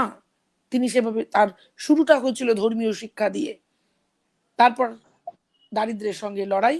আমরা তো ওই যে গোদা গোদা বাংলা, কোট আনকোট উনি বললেন, ঠিক কথাই, আমরা ওই বিদ্রোহী কবি, আমরা ওই কুকিও কাঠবিড়ালি, আমরা ওই লিচু চোর, ওর ভেতরেই মনে হয় নজরুলকে নিয়ে বন্দি থাকতে চাইছি। আমরা শুধুমাত্র বলি তিনি একজন কবি, তিনি একজন সঙ্গীত রচয়িতা, নজরুল গীতি তিনি স্রষ্টা। কিন্তু তার যে ভার্সেটাইল ক্যারেক্টার তার ছিল, তার যে একই অঙ্গে এত রূপ নয়ন না ধরে, সেটা আমরা কতজন জানি। হয়তো এখন কিছু গবেষণার বিষয়ের ক্রাইসিসের জন্য প্রাবন্ধিক নজরুল, বা তাকে আমরা তিনি গল্প লিখেছেন নজরুল, অল্প অল্প শুনতে পাই। কিন্তু তার মধ্যে যে এই যে চিন্তন, এই যে একটা বন্ধন মুক্তির যে আকুতি, এই যে একটা বাঙালি জাতিকে একটা জায়গায় জাতীয়তাবাদী মানসিকতায় গড়ে তোলা, সেগুলো কিন্তু তিনি আমাদের হাত ধরে শিখিয়েছেন। এবার আমরা যদি ওই যে শতবর্ষেও যখন তাকে নিয়ে তেমন কিছু হইহট্টগোল হয়নি, ওই নমনম করে সেরে দেওয়ার মতন, এটা হবে কেন? আমার প্রথম যেটা দাবি, এটা হবে কেন? যিনি রবীন্দ্রনাথের দুতিতেও, রবীন্দ্রনাথের ছটাতেও কোনো অংশে ম্লান হয়ে যাননি, যার একেবারে স্বতন্ত্র অস্তিত্বকে প্রমাণ রেখেছেন, জানিয়ে দিয়ে গিয়েছেন, তবে তাকে নিয়ে এত অবহেলা কেন? তাহলে সর্বত্রই রাজনীতি একেবারে, মানে একেবারে দাঁড়িয়ে রয়েছে সক্রিয়ভাবে। আমার এটি একটি জায়গা আছে জানবার। আর বাঙালি, এই যে বাঙালি বেঙ্গল রেজিমেন্ট, আমরা বাঙালি কারা বলুন তো? আমরা সদর্পে কখনো কি বলতে পারি আমি বাঙালি? আমরা কিন্তু বলতে পারি না আমাদের মধ্যে বিভাজন রেখা রয়েছে। আমি বলি হিন্দু, আপনি বলেন মুসলমান, কিন্তু আমরা কখনো কি বলতে পারি আমি হিন্দুও নই, মুসলমানও নই, আমি বাঙালি? আজকে যদি আমরা কাজী নজরুলকে সেইভাবে দেখতে চাই, সেইভাবে তাকে সম্মান দিতে চাই, তার মানসিকতা, তার চিন্তা চেতনাকে যদি সম্মানিত করতে চাই, তাহলে প্রথম ও প্রধান পরিচয় আমাদের হবে আমরা কে হিন্দু, কে মুসলমান নয়, আমরা বাঙালি। একটা নির্দিষ্ট ভৌগোলিক পরিবেশের মধ্যে আমাদের অবস্থান, আমাদের ইতিহাস আছে, আমাদের সংস্কৃতি আছে, আমাদের সমস্তটাই আছে, কিন্তু আমরা কোথাও যেন রাজনীতির কাছে খুব দায়বদ্ধ হয়ে পড়ছি, মাথা বিকিয়ে দিয়েছি। তার ফলে আমরা আমাদের অস্তিত্ব সংকট ঘটে যাচ্ছে, সেইটি কিন্তু আমরা বুঝতে পারছি না। কোথাও একটা রাজনীতি সুশুরানি আমাদের মধ্যে কিন্তু এই বিভাজন রেখা, এই দূরত্ব সৃষ্টি করছে। আমরা এত বড় জিনিস পেয়েও কিন্তু অবহেলা করে কোথাও দূরে যেন সরিয়ে দিচ্ছি। এই মানুষটাই, ভাবুন একবার, বয়স তো অল্প, প্রতি মুহূর্তে তাকে তো লড়াই করতে হচ্ছে। লড়াই ছাড়া তো কাজী নজরুলের জীবন ইতিহাস নেই গো। প্রতি মুহূর্তে লড়াই করছেন তিনি। তারই মধ্যে কিন্তু তার যে চিন্তা চেতনা ছিল সেটা কিন্তু দেশের উন্নতি, জাতির উন্নতি। উনি একবারও বলেননি শুধু মুসলমান জাতিকেই আমি একেবারে শিখরে পৌঁছে দেব বা তাদেরই মুক্তি ঘটবে। তিনি বারবার করে যেটা ভাবাতে চেয়েছেন সেটা হচ্ছে আপামর দেশবাসী, তার মধ্যে অবশ্যই একটা জায়গা রয়েছে বাঙালি, সেই জায়গা থেকে তাদের উত্তরণ ঘটাতে হবে। এবং তিনি একসময় যখন বেঙ্গল প্রভিন্সিয়াল কংগ্রেসের সদস্য হলেন এবং সেখান থেকে তিনি শ্রমিক, প্রজা এদের নিয়ে ভাবনা চিন্তা শুরু করলেন এবং লাঙ্গল পত্রিকা তিনি চিফ এডিটর হলেন। এই সমস্তটাই আবর্তিত হয়েছে, সমস্তটাই ঘুরেছে কিন্তু ওই ভাবনা থেকে, যেখানে দেশ মায়ের বন্ধন মুক্তি ঘটাতে হবে, দেশ মায়েকে শৃঙ্খল মুক্তি ঘটাতে হবে। তার মানে তার ব্যাপ্তি কতটা। কিন্তু একদিনের জন্য তিনি কিন্তু ওই বাঙালিওয়ানা থেকে সরে যাননি। বাঙালির যা যা ক্রাইটেরিয়া তার সমস্তটাই তার মধ্যে রয়েছে। আমরা বলি বাঙালি ভীষণ আবেগপ্রবণ জাতি, ভীষণভাবে হিংসিকা, সবসময় আবেগে তারা চলে। আমরা কোনো অংশে কি কবিকে দেখেছি আবেগ থেকে সরে আসতে? ওই সৃষ্টি সুখের উল্লাসে তার সত্যিই মন প্রাণ হেসেছে, মন প্রাণ কেঁদেছে। স্বভাবতই তার চারিত্রিক বৈশিষ্ট্য সমস্তটাই ধরুন না কেন, সমস্তটা নিয়ে তিনি তো চললেন 1921-এ আলী আকবর খানের সঙ্গে, কুমিল্লাও পৌঁছে গেলেন এবং সেখানে তিনি চলে গেলেন বিরজা সুন্দরী দেবীর কাছে, সেখানেই প্রমীলা দেবীর সঙ্গে তার দেখা, সেখানেই তিনি কথা দিয়ে ফেললেন এবং সত্যি করেই তিনি তাকে বিবাহ করলেন। তাহলে এই যে আবেগ, এ তো বাঙালিরই বৈশিষ্ট্য। সেখান থেকে কিন্তু তিনি সরে আসেননি, তিনি কিন্তু ওই সংকীর্ণ রাজনীতির কাছে নিজেকে বিকিয়ে দেননি। এবং এই বেঙ্গল রেজিমেন্ট করার ব্যাপারটা কিন্তু ইংরেজরাও বুঝতে পেরেছিলেন। তার ফলে দেখা যাচ্ছে যে তারাও সেই তাগিদ যখন অনুভব করলেন, বিশ্বযুদ্ধের দামামা বেজে গিয়েছে। কারমাইকেল তিনি মনে করলেন, অনুভব করেছিলেন যে এইবার কিছু একটা করতে হবে বেঙ্গল রেজিমেন্ট, এবং তিনি লেজিসলেটিভ কাউন্সিল ইন ঢাকাতে তিনি 7 অগস্ট 1916 তিনি বললেন। এবং সেইখানে তখন খুব শুনতে ভালো লাগে যে মানে যখন প্রচার হচ্ছে, ছোট ছোট জনসভা, পত্রিকা ইত্যাদির মধ্যে যখন প্রচার হচ্ছে, তখন শহে শহে হাজারে হাজারে যুবকেরা এসে যুক্ত হচ্ছে। তাহলে এখনো কি আমরা বলবো যে বাঙালিরা কিছু করতে পারে না? বাঙালিরা শুধু পরনিন্দা পরচর্চা করে? বাঙালিরা শুধু এর পেছনে ওর পেছনে লাগে? না, এটা আমাদের ভুলিয়ে রাখা হচ্ছে। এটা আমাদের ওই রাজনীতির শৃঙ্খলাবদ্ধ জীবন তৈরি করে দিচ্ছে। আমরা কিন্তু অনেক কিছুই পারি, যে পাড়াটাকে অ্যাসেট করেছিল ইংরেজরা, এবং তার ফলে অনেক কাজ তারা করে নিয়েছিল এই বাঙালিদের নিয়ে। আর সেই সময় 18 বছরের যুবক তো বলবো না, কিশোর, সেই 18 বছরের সেই যে 18 বছর তো সবকিছুই পারে, তাই না? প্রাণ দেওয়া নেওয়ার ঝুলিটা থাকে যে শূন্য। সুতরাং সেই 18 বছরের যুবক কিন্তু ঝাঁপিয়ে পড়েছিল, শুধুমাত্র যে তার দারিদ্র, শুধুমাত্র অভাব অনটন থেকে মুক্তি পাওয়ার জন্য এমনটা নয়, একটা দেশপ্রেম না থাকলে, একটা একটা জাতীয়তা বোধ না থাকলে, ওই যে মননশীল জীবন কথা তিনি বলছেন লিখতে আমাদের স্যার, কথাটা কিন্তু ভেবে দেখবার বিষয়। ওই ব্যাপারটা চিন্তন মননে না থাকলে হঠাৎ করে কিন্তু আজকে বাঙালি ছেলেরা অনেক বেশি ডাক্তার ইঞ্জিনিয়ার হতে চায়। কজন বলুন তো মিলিটারি লাইনে যেতে চায়? যখন বলে দেওয়ালে পিঠ থেকে গেছে তখন মিলিটারি লাইনে গিয়ে তারা দাঁড়ায়। কিন্তু প্রথমে বাঙালিদের কিন্তু আসপেক্ট থাকে কি, না আমি ডাক্তার হব, আমি ইঞ্জিনিয়ার হব, আমি অধ্যাপক হব। সুতরাং সেই সময় যে ছিল না এমনটা বলতে পারেন না, কিন্তু বাঙালিদের যেটা রয়েছে আবেগ, এবং সেই সময় দেখা গেল যে শয়ে শয়ে যুবকেরা আসলো। সবাই যে যে দক্ষ নয়, মানে আনস্কিল লেবার তা কিন্তু নয়। অনেকে গ্রাজুয়েট, আপনার MA পাস, ল পাস, এই সমস্ত যুবকেরাও মানে হাই পেড স্যালারি তাদের ছিল, তারা এসে যুক্ত হয়েছিল যার যার যোগ্যতা। কিছু কিছু যুবক এসেছিল একেবারে বুক ভরা আবেগ নিয়ে। সুতরাং এই আবেগের জন্ম এবং এই আবেগের বিস্তার যিনি ঘটিয়েছেন বাঙালিকে, তিনি হচ্ছেন কাজী নজরুল ইসলাম। আজ যে সঙ্গত কারণে আপনারা দাবি তুলেছেন, জাহিরুল হাসান স্যার বলছেন যে কতদূর পৌঁছবে আপনাদের এই দাবির বার্তা আমরা জানি না, তবু এই ন্যায়সঙ্গত দাবি। বাঙালির যদি সবকিছু থাকে তবে একটা রেজিমেন্ট থাকবে না কেন? আচ্ছা, আপনারা বলুন যে সমস্ত প্রায় বেশিরভাগ প্রভিন্সে তার নিজস্ব একটা নৃত্য কৌশল রয়েছে।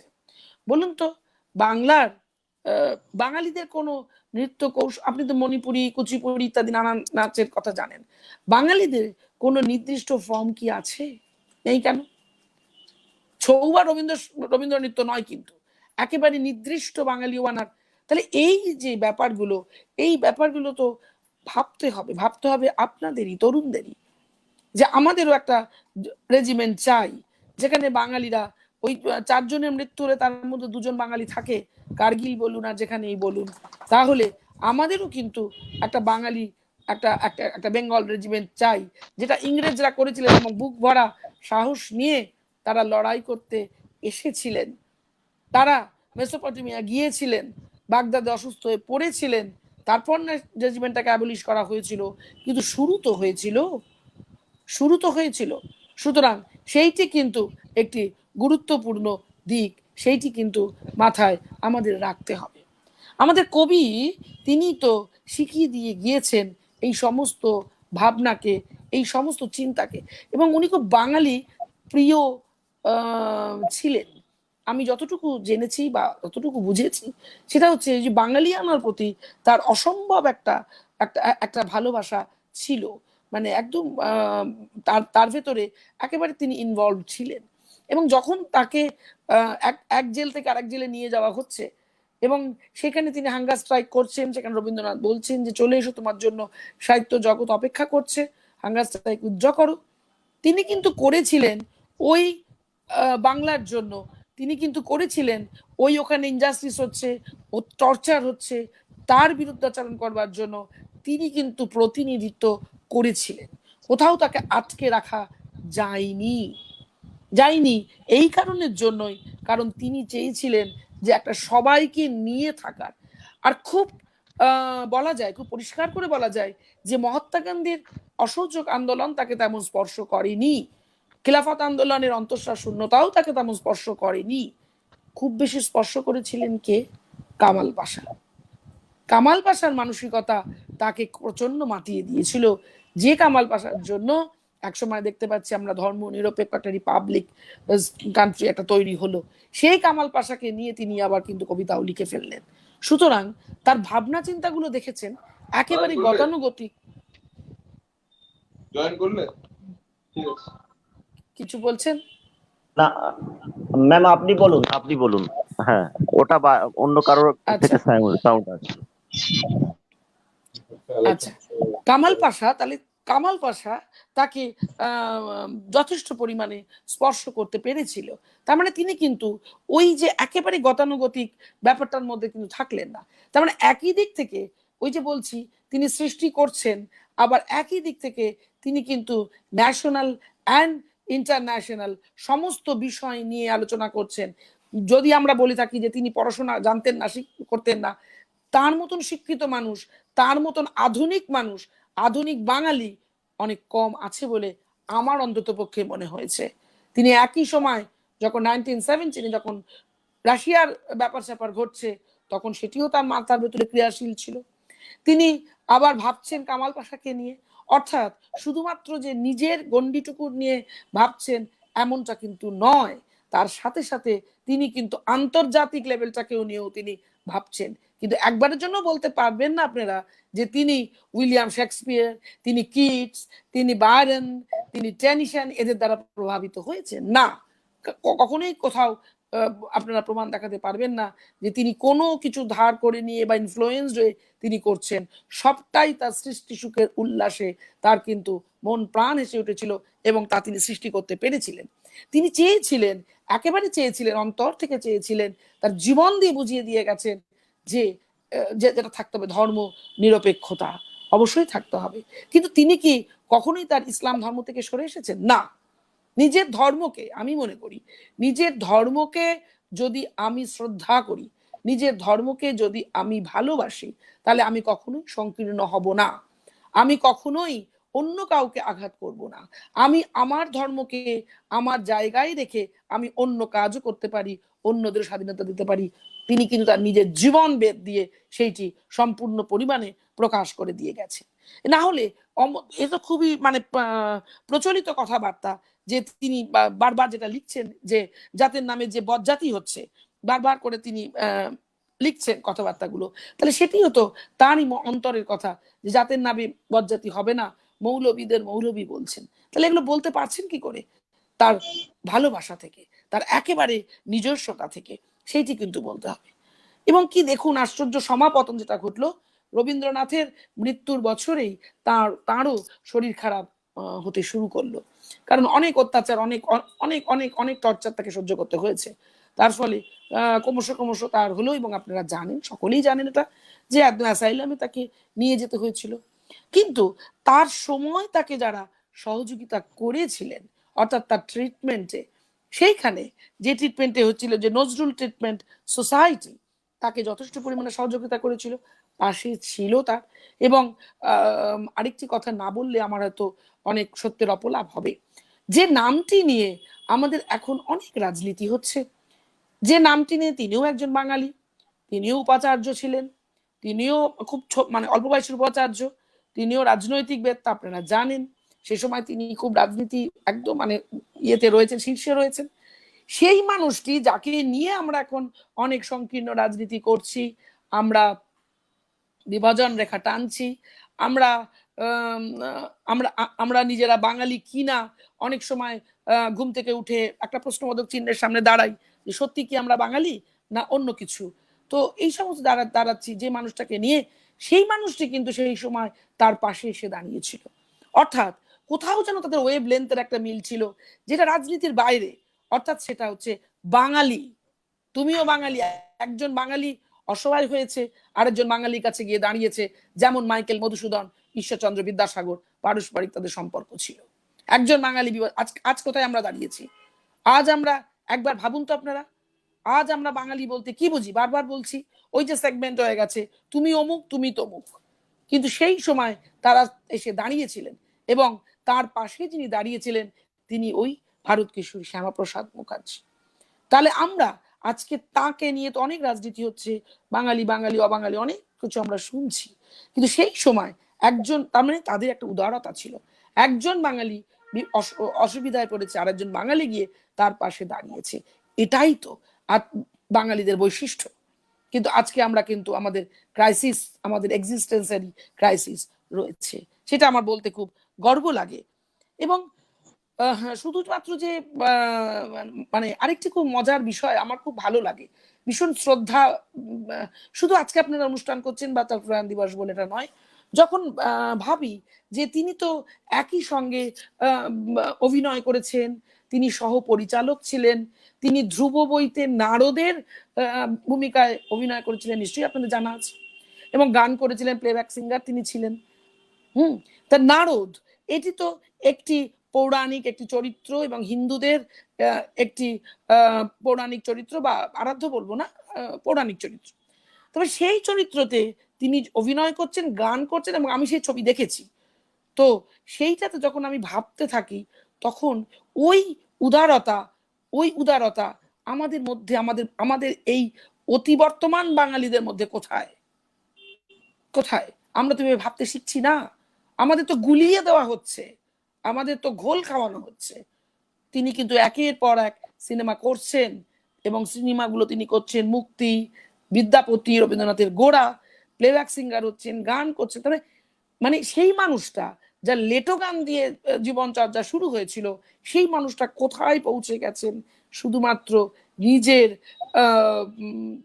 নিজের অধ্যাবসায়, নিজের আন্তরিকতায়, নিজের মনের দৃঢ়তায়। এই দৃঢ়তার জন্যই বেঙ্গল রেজিমেন্টের দরকার এবং এই দৃঢ়তার জন্যই কাজী নজরুল ইসলাম ওই 18 বছর বয়সে জয়েন করেছিলেন তিনি বেঙ্গল রেজিমেন্টে। আজ কেন, আজ যদি অন্যান্য প্রভিন্সে রেজিমেন্ট থাকতে পারে, তাহলে বাংলা কি বানের জলে ভেসে এসেছে? এই দাবি তো অনেকদিন আগে ওঠার কথা। এতদিন পরে কেন বাংলা কি বানের জলে ভেসে এসছে? বাংলা তার নিজের, আজ বাংলা যা ভাবে কাল ভারতবর্ষ ভাবে, এ তো কথা ছিলই। তাহলে বাংলার রেজিমেন্ট, বাংলাকে কি ঘোল খাইয়ে দেওয়া হচ্ছে? বাংলাকে কি ভুলিয়ে দেওয়া হচ্ছে? আরে বাংলা রেজিমেন্ট মানেটা কি? সেটা তো, ওটা যেমন ছিল ব্রিটিশদের যে ইন্ডিয়ান আর্মি তার একটা অংশ, ঠিক তেমনই ভাবেই আমাদের ইন্ডিয়ান আর্মি তারই একটা অংশ হিসাবে আমাদের বেঙ্গল রেজিমেন্ট থাকবে। তাহলে আমাদের জাতীয়তাবাদী মানসিকতা, আমাদের মধ্যে যে দৃঢ়তা, সেটা নিশ্চয়ই পাবে। এ দাবি নিশ্চয়ই সঙ্গত দাবি। আমরা যেটা বলবো, যেটা আর সময় আছে। হ্যাঁ ম্যাম, একটু পরে আসছি। আমাদের মাঝখানে এসছেন নার্গিস নাসির, উনি আমাদের গান শোনাবেন, নজরুল গীতি। হ্যাঁ, তো উনি এসছেন। আপনাকে অসংখ্য ধন্যবাদ। এতক্ষণ ধরে আমরা মন্ত্রমুগ্ধের মতো শুনছিলাম আপনার একটা কম্প্যাক্ট আলোচনা, অর্থাৎ তার সম্প্রীতি ভাবনা, তার প্রথাগত শিক্ষা নেই, সেখান থেকে তার উত্তরণ। রবীন্দ্রনাথ ঠাকুর যখন মধ্য গগনে, সেখানে নজরুলের ধূমকেতুর মতো আগমন, এবং সেই সময়ে সাহিত্য সমাজে নজরুল যে আলাদাভাবে একটা স্থান করে নিতে পেরেছেন, সেই সাথে সাথে তার জীবনের যে চিন্তন গুলো আপনি একের পর এক সুন্দরভাবে প্রকাশ করেছেন। মানে সত্যি একটা কম্প্যাক্ট আলোচনা আপনি করেছেন। এরপরে আমি দুটো কথা দিয়ে শেষ করছি, তাহলে আমার আলোচনাটা একটা জায়গায় পৌঁছবে। একটু 5 মিনিট, মানে যেটা বলতে চাইছিলাম, সেটা হচ্ছে কি, হয়তো আরো বলার ছিল, সময় অল্প। তবে যে জায়গাটা যেটা বলতে চাইছিলাম, নজরুল নিজেই কিন্তু বলছেন, তিনি বলছেন, বাংলার সব শিশুকে, বালককে এই শিক্ষা দাও, এই মন্ত্র দাও যে বাংলা হচ্ছে বাঙালির। তিনি বলছেন এখান থেকে রামাদের আর গামাদের, অর্থাৎ মারোয়ারি আর পাঞ্জাবিদের বহিষ্কার করতে হবে, বলো জয় বাংলা জয়, তিনি বলছেন। এবং যখন তাকে অ্যালবার্ট হলে সম্বর্ধনা দেওয়া হচ্ছে, এই বাঙালিরাই দিচ্ছে, সেখানে আচার্য প্রফুল্লচন্দ্র রায় তিনি বলছেন যে আমার দৃঢ় বিশ্বাস যে তার লেখা পড়ে আগামী ভবিষ্যৎ অনেক অনেক সমৃদ্ধ হয়ে উঠবে। আর সুভাষচন্দ্র বসু কি বলেছিলেন, আমরা যুদ্ধ করতে যাব নজরুলের গান গেয়ে, আমরা কারাগারে যাব নজরুলের গান গেয়ে। সুতরাং সেই যে বাংলার মাটি, বাংলার জল, বাংলার বায়ু, বাংলার ফল, পূর্ণ হোক হে ভগবান, এ স্বপ্ন নজরুল আমাদের দেখিয়ে গেছেন। এই পূর্ণাঙ্গতা থাকলেই, আমাদের মধ্যে যদি এখন থাকে, তাহলে আগামী দিনে বেঙ্গল রেজিমেন্ট নিশ্চয়ই গড়ে উঠবে, এটা আমার আশা। তোমাদের বলবো এটি আরো ভালো জায়গায় পৌঁছে দাও এই সঙ্গত দাবিকে। ধন্যবাদ, নমস্কার। অনেক অনেক ধন্যবাদ। এবং সেই আশায় বুক বেঁধে আমাদের নবপ্রজন্ম অবশ্যই এগিয়ে যাবে, আপনারা পাশে থাকবেন। এখন আমাদের মাঝখানে উপস্থিত হয়েছেন নার্গিস নাসির, আপনাকে স্বাগতম। তো আমরা আর কি আপনার কাছে সরাসরি যাব, এবং এতক্ষণ আলোচনা চলছিল, কিন্তু নজরুল যেখানে থাকবে অথচ তার গান থাকবে না, সেটা তো কেমন লাগে। সুতরাং আপনার কাছে সরাসরি, একদম আপনার কাছে সরাসরি। তো আমাকে কিন্তু গান গাওয়ার জন্য বলা হয়নি, আমি আজকে আলোচনাটা একটু শুনবো এই জন্য খুব আগ্রহ প্রকাশ করেছিলাম, সেজন্য আমি ঢুকলাম। আমার খুব ভালো লাগছিল এতক্ষণ ধরে শুনছি। ঠিক আছে, আমি গাইছি একটা নজরুল ইসলামের গান, যেহেতু তার প্রয়াণ দিবস। তো শোনা যাচ্ছে? আমাকে শোনা যাচ্ছে? হ্যালো? হ্যাঁ হ্যাঁ, শোনা যাচ্ছে আপনাকে। আচ্ছা। তুই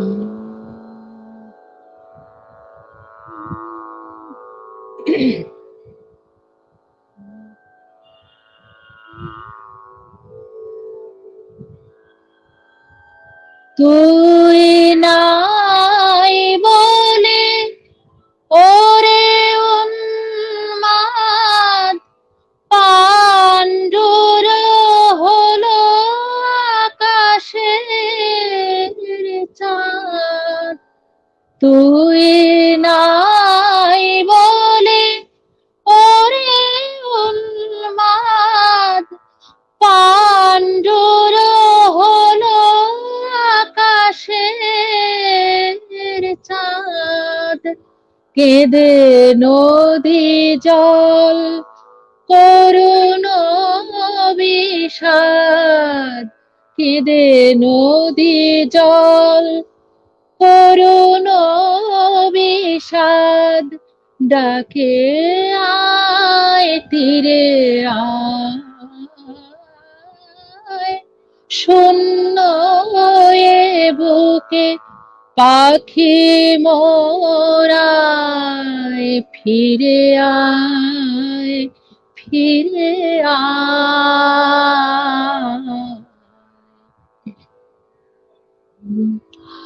আকাশে মিলিয়া শত শত কর খোঁজে তোরে তরু ওরে সুন্দর। তোর তরে বনে উঠিয়াছে ঝড়, লুটায় লতা ধুলায়। তুই ফিরে এলে ওরে চঞ্চল, আবার ফুটিবে বনে ফুল দল। তুই ফিরে এলে ওরে চঞ্চল, আবার ফুটিবে বনে ফুল দল। ধূসর আকাশ হইবে সুনীল তোর চোখের চাওয়ায়। শূন্য এ বুকে পাখি মোরায় ফিরে আয়, ফিরে আয়। তোরে না হেরিয়া সকালের ফুল অকালে ঝরিয়া যায়। শূন্য এ বুকে পাখি মোরায় ফিরে আয়, ফিরে আয়। শূন্য এ বুকে পাখি মোরায় ফিরে আয়, ফিরে আয়।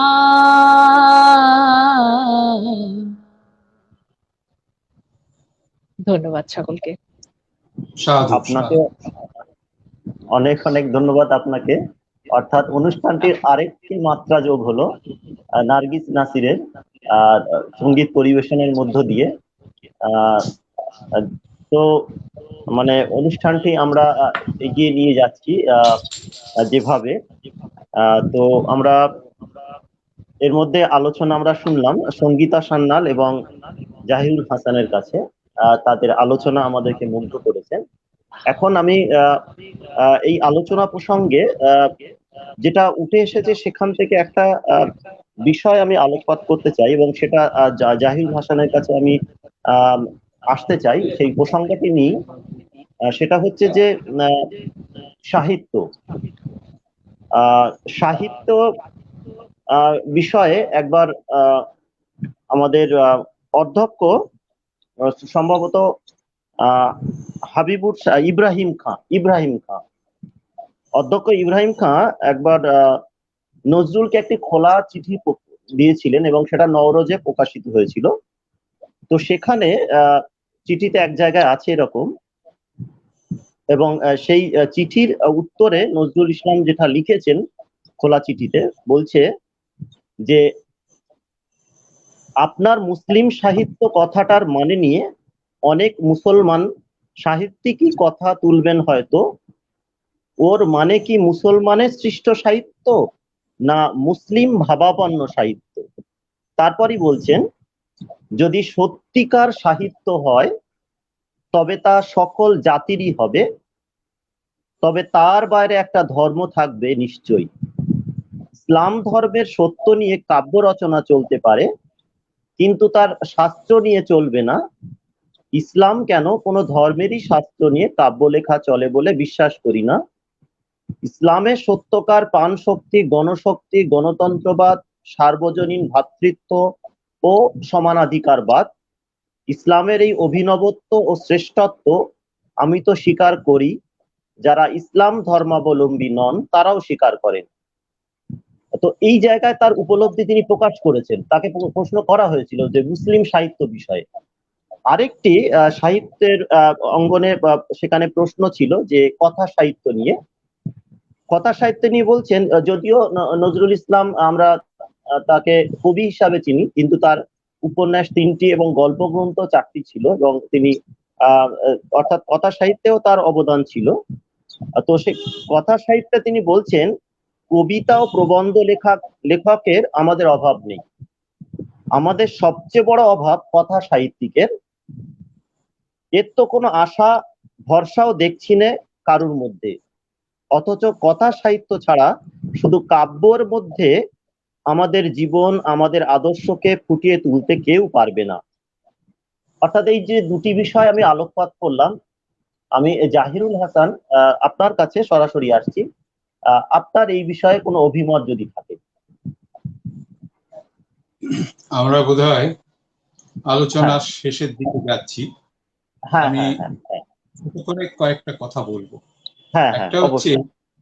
যে আমি আপনাকে অত্যন্ত সাধুবাদ জানাবো যে একটা খুবই সময়োচিত আর প্রয়োজনীয় দিকটা, যেটা অবশ্য সকলেরই জানার কথা, কিন্তু জানার কথাগুলো তো আমরা নিজেদের সুবিধা মতো মনে করি আর নিজেদের অসুবিধা মতো ভুলে যাই।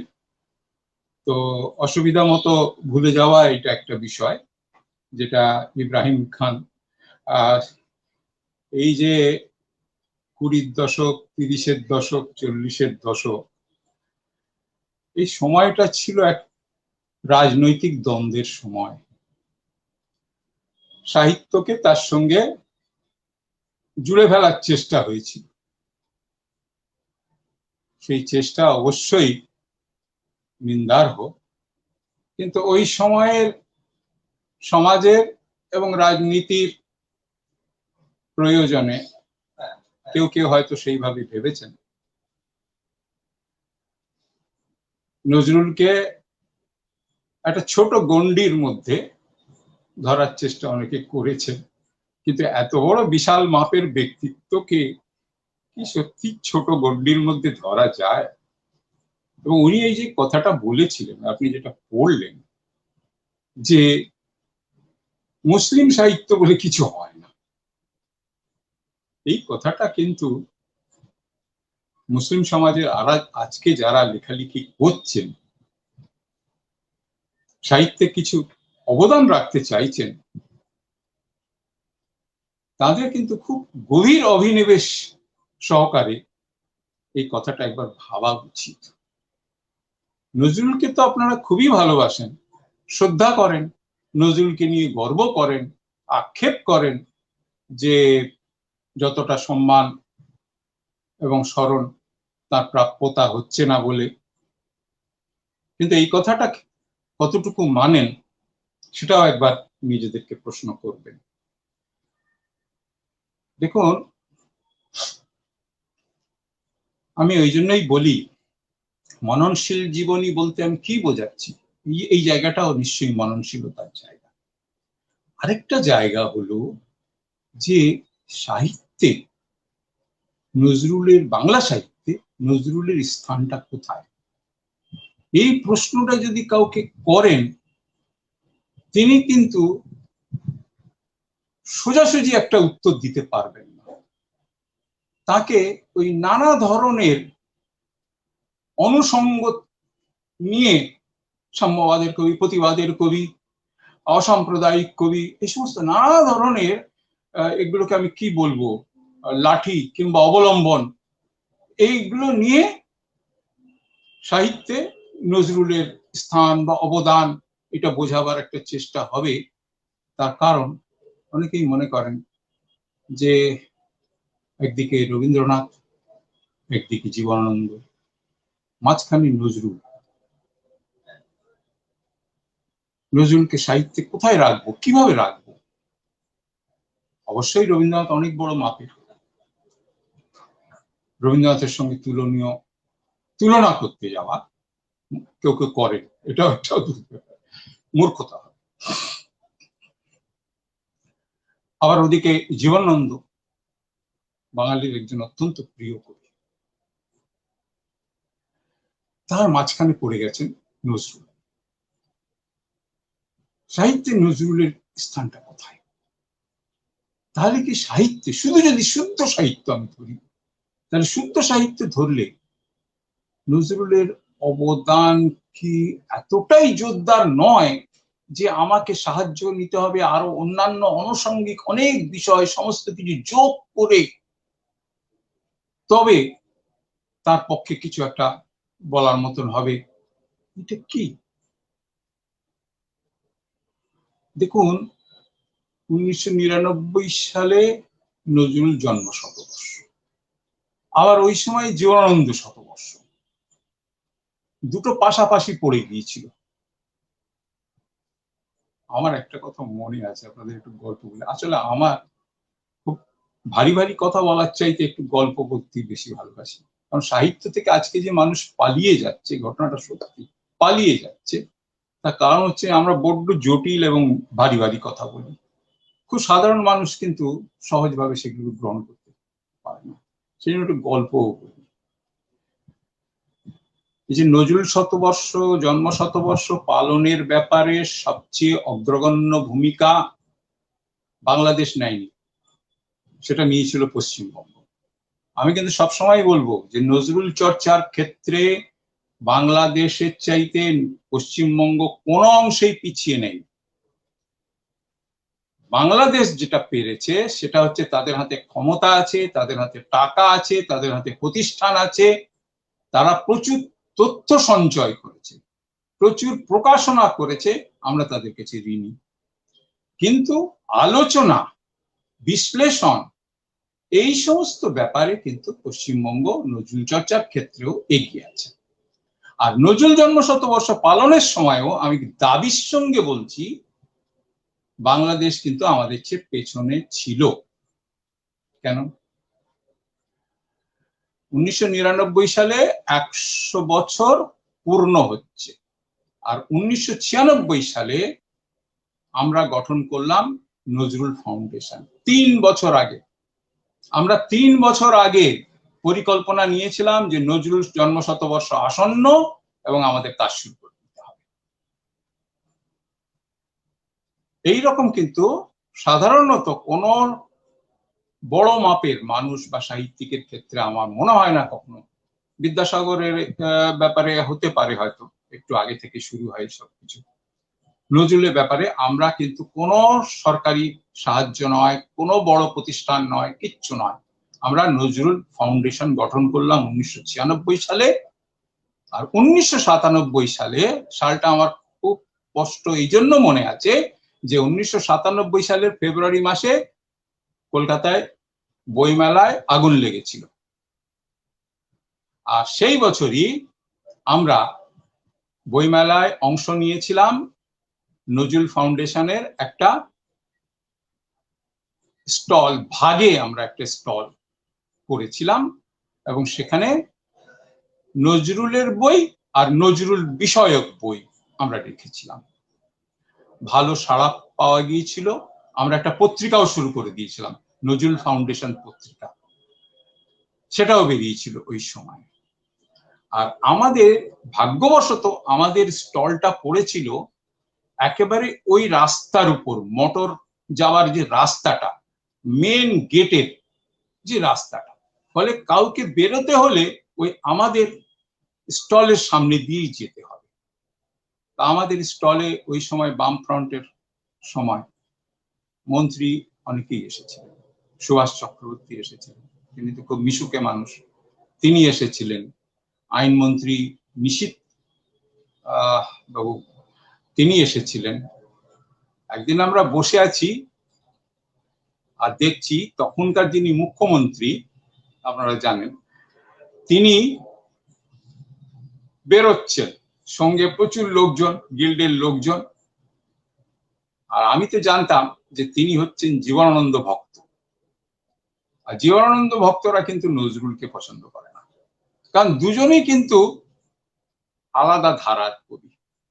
তাহলেও আমি সোজা গিয়ে, নমস্কার স্যার, আমরা এখানে একটা নজরুল স্টল করেছি, আপনি 1 মিনিটের জন্য একটু আসুন। আসার জন্য কোনো কষ্টও করতে হবে না, উনি যেখানে দাঁড়িয়ে আমার সঙ্গে কথা বলছি তার সামনেই স্টলটা, একটু যদি উনি আসতেন আমরা খুশি হতাম যে মুখ্যমন্ত্রী এসেছে। সময় নেই বলে দ্রুত হেঁটে চলে গেলেন। আমি ভাবলাম সত্যি এই 1 মিনিট সময়ও কি নেই। মনে হলো আসলে ব্যাপারটা হচ্ছে ওইটাই, সাহিত্যে কিন্তু নজরুলকে সেভাবে মান্যতা দেওয়া হয় না জীবনানন্দের তুলনায়। কারণ ধরুন রবীন্দ্র উত্তর বাংলা কবিতা হচ্ছে জীবনানন্দ এবং জীবনানন্দ অনুসারীদের কবিতা। নজরুলকে আমি মনে করি বাংলা সাহিত্যের ট্র্যাজিক হিরো, এক বিয়োগান্ত নায়ক। নানা অর্থে তার অসুখ, অর্থকষ্ট ইত্যাদি এসব বাদেই আমি বলছি, সাহিত্যে তাকে যে লড়াইটা করতে হয়েছে এবং যে পরিস্থিতিতে, আমি তাকে বলবো বিয়োগান্ত নায়ক। তিনি মান্যতা পেলেন না। কিসের মান্যতা পেলেন না? তার অবস্থানটা একবার বিবেচনা করুন, এটা কিন্তু কেউ ভেবে দেখে না। তিনি হচ্ছেন রবীন্দ্রনাথ এবং রবীন্দ্রোত্তর বাংলা কাব্য। রবীন্দ্রোত্তর বাংলা কাব্যের চরিত্রটা কি হচ্ছে? চরিত্রটা হচ্ছে ব্রিটিশ সাহিত্য প্রভাবিত বাংলা কবিতা, যেটা খুব সুন্দরভাবে সঙ্গীতা ম্যাডাম এখন শুনছেন কিনা আমি জানি না, তিনি যেটা বলেছেন যে বিদেশি সাহিত্যের দ্বারা নজরুল প্রভাবিত হননি। কিন্তু রবীন্দ্র উত্তর বাংলা কবিতা নজরুলকে বাদ দিলে, এবং তার সঙ্গে সত্যেন্দ্রনাথ দত্ত এরকম আরো কিছু আছেন, তাদেরকে বাদ দিলে এটা কিন্তু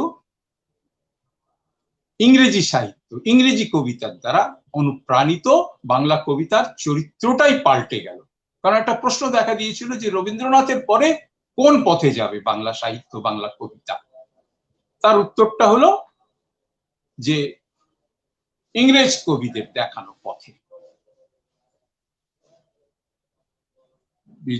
জীবনানন্দ কিন্তু দোটানায় ছিলেন। আপনারা লক্ষ্য করে দেখবেন যে জীবনানন্দের প্রথম যে কাব্যগ্রন্থ ঝরা ফুল, যদি ভুল না বলে থাকি, স্মৃতিশক্তিও আজকাল আমাকে প্রতারণা করছে মাঝে মাঝে, আপনারা ওই কাব্যগ্রন্থটা পড়ে দেখবেন সেটা কিন্তু নজরুল প্রভাবিত। তিনি নজরুলকে অনুসরণ করছেন ঝরা ফুলে, কারণ ওই সময়টা প্রবলভাবে নজরুল উপস্থিত হয়েছেন। নজরুল হচ্ছেন একটা সন্ধিক্ষণের কবি। রবীন্দ্রনাথ এবং রবীন্দ্রোত্তর সাহিত্যের মাঝখানে তার অবস্থান। মোড় নিতে যাচ্ছে বাংলা সাহিত্য, কোন দিকে যাবে সেই মোড়ের উপর দাঁড়িয়ে আছেন কাজী নজরুল ইসলাম। তাকে দেখছেন, তাকে অনুসরণ করছেন জীবনানন্দ দাশ ঝরা ফুলে। একেবারে নজরুল স্টাইলে তিনি কবিতা লিখছেন। তারপরে তিনি বদলে গেলেন, প্রচুর বিদেশি সাহিত্য কবিতা তিনি পড়েছেন, বাংলা কবিতাকে তিনি পাল্টে দিলেন। মানুষ কিন্তু তাকে গ্রহণ করলো না। মানুষ তাকে গ্রহণ করলো না। মানুষ তাকে কবে গ্রহণ করলো জীবনানন্দকে? তার মৃত্যুর পরে, যখন বাংলা কবিতা, বাংলা সাহিত্য আরো বেশি করে পাশ্চাত্য প্রভাবিত হয়ে গেছে, তখন তারা কিন্তু মনে করলো জীবনানন্দই আদর্শ, জীবনানন্দের মতোই কবিতা লিখতে হবে। কিন্তু নজরুল কিন্তু তার ভারতীয় এবং বাঙালি ঘরানাকে আঁকড়ে ছিলেন। এখন আমি দুটো কথা বলবো। একটা হচ্ছে যে নজরুল কিন্তু ভেঙেছেন। আমি নজরুলকে বলবো যে তিনি হচ্ছেন বাংলা সাহিত্যের শিব। শিব তো ধ্বংসের দেবতা, তিনি ব্রহ্মাও নন, বিষ্ণুও নন, তিনি পালন করেন না, তিনি ভাঙেন। এই ভাঙাটা খুব দরকার ছিল। আমরা লেখালেখি করি বাংলা ভাষায়, আমরা সংস্কৃত ভাষায় লেখালেখি করি না। এই দোটানায় কিন্তু এখনো পর্যন্ত বহু তরুণ লেখক ভোগেন, যার ফলে লেখায় দেখবেন সংস্কৃত শব্দের ছড়াছড়ি। প্রতিটি বিশেষ্য বাংলা প্রতিশব্দ আছে, কিন্তু সেটা না ব্যবহার করে সংস্কৃত শব্দ ব্যবহার করা হচ্ছে, কারণ সেটা ভারী আকর্ষণীয়, সেটাকে ব্যবহার করা হচ্ছে। আমি তো যখন থেকে লেখালেখি করছি, এবং আমার যিনি গুরু অর্ধেন্দু চক্রবর্তী আমাকে বলতেন, জাহিরুল সাহেব আপনি বাংলা ভাষার লেখক, আপনি বাংলায় লিখুন, সংস্কৃত শব্দ কেন আসবে আপনার লেখায়? প্রয়োজনে সংস্কৃত শব্দ অবশ্যই আসবে। ল্যাটিনের মতো সংস্কৃতেরও একটা খুব বড় ভূমিকা আছে সাহিত্য এবং ভাষা নির্মাণে, অস্বীকার করা যায় না। সংস্কৃতকে যে ভালোবাসি না তা নয়, কিন্তু আমি বাংলা ভাষার লেখক। সেইটা কিন্তু নজরুল দেখালেন যে আমরা বাংলা ভাষার লেখক, আমরা বাংলা ভাষায় লেখক। এবং বাংলা ভাষার ইতিহাসটা কি? বাংলা ভাষার ইতিহাসটা তো কি অস্বীকার করা যাবে? সেই সুলতানি আমল, এই বাংলা ভাষার যে বিকাশ হয়েছে, বাংলা ভাষা তো প্রায় মরতে বসেছিল সেন যুগের অতিরিক্ত সংস্কৃত পৃষ্ঠপোষকতার ফলে। তাকে তো সেই সময় উদ্ধার করা হয়েছিল, সেই ইতিহাসটা তো ভুলে যাওয়া যায় না। নজরুল সেই ইতিহাসটাকে স্মরণ করিয়ে দিয়েছেন। বাংলা ভাষায় তিনি প্রচুর আরবি, ফার্সি, যেগুলো প্রচলিত শব্দ, যেগুলো অপ্রচলিত, সেগুলো তিনি ব্যবহার করেছেন। তিনি ভেঙেছেন বাংলা ভাষার ধরনকে, তিনি ভেঙেছেন। এটা তার একটা খুব বড় অবদান। আরেকটা হচ্ছে, আমরা বলি হাংরি।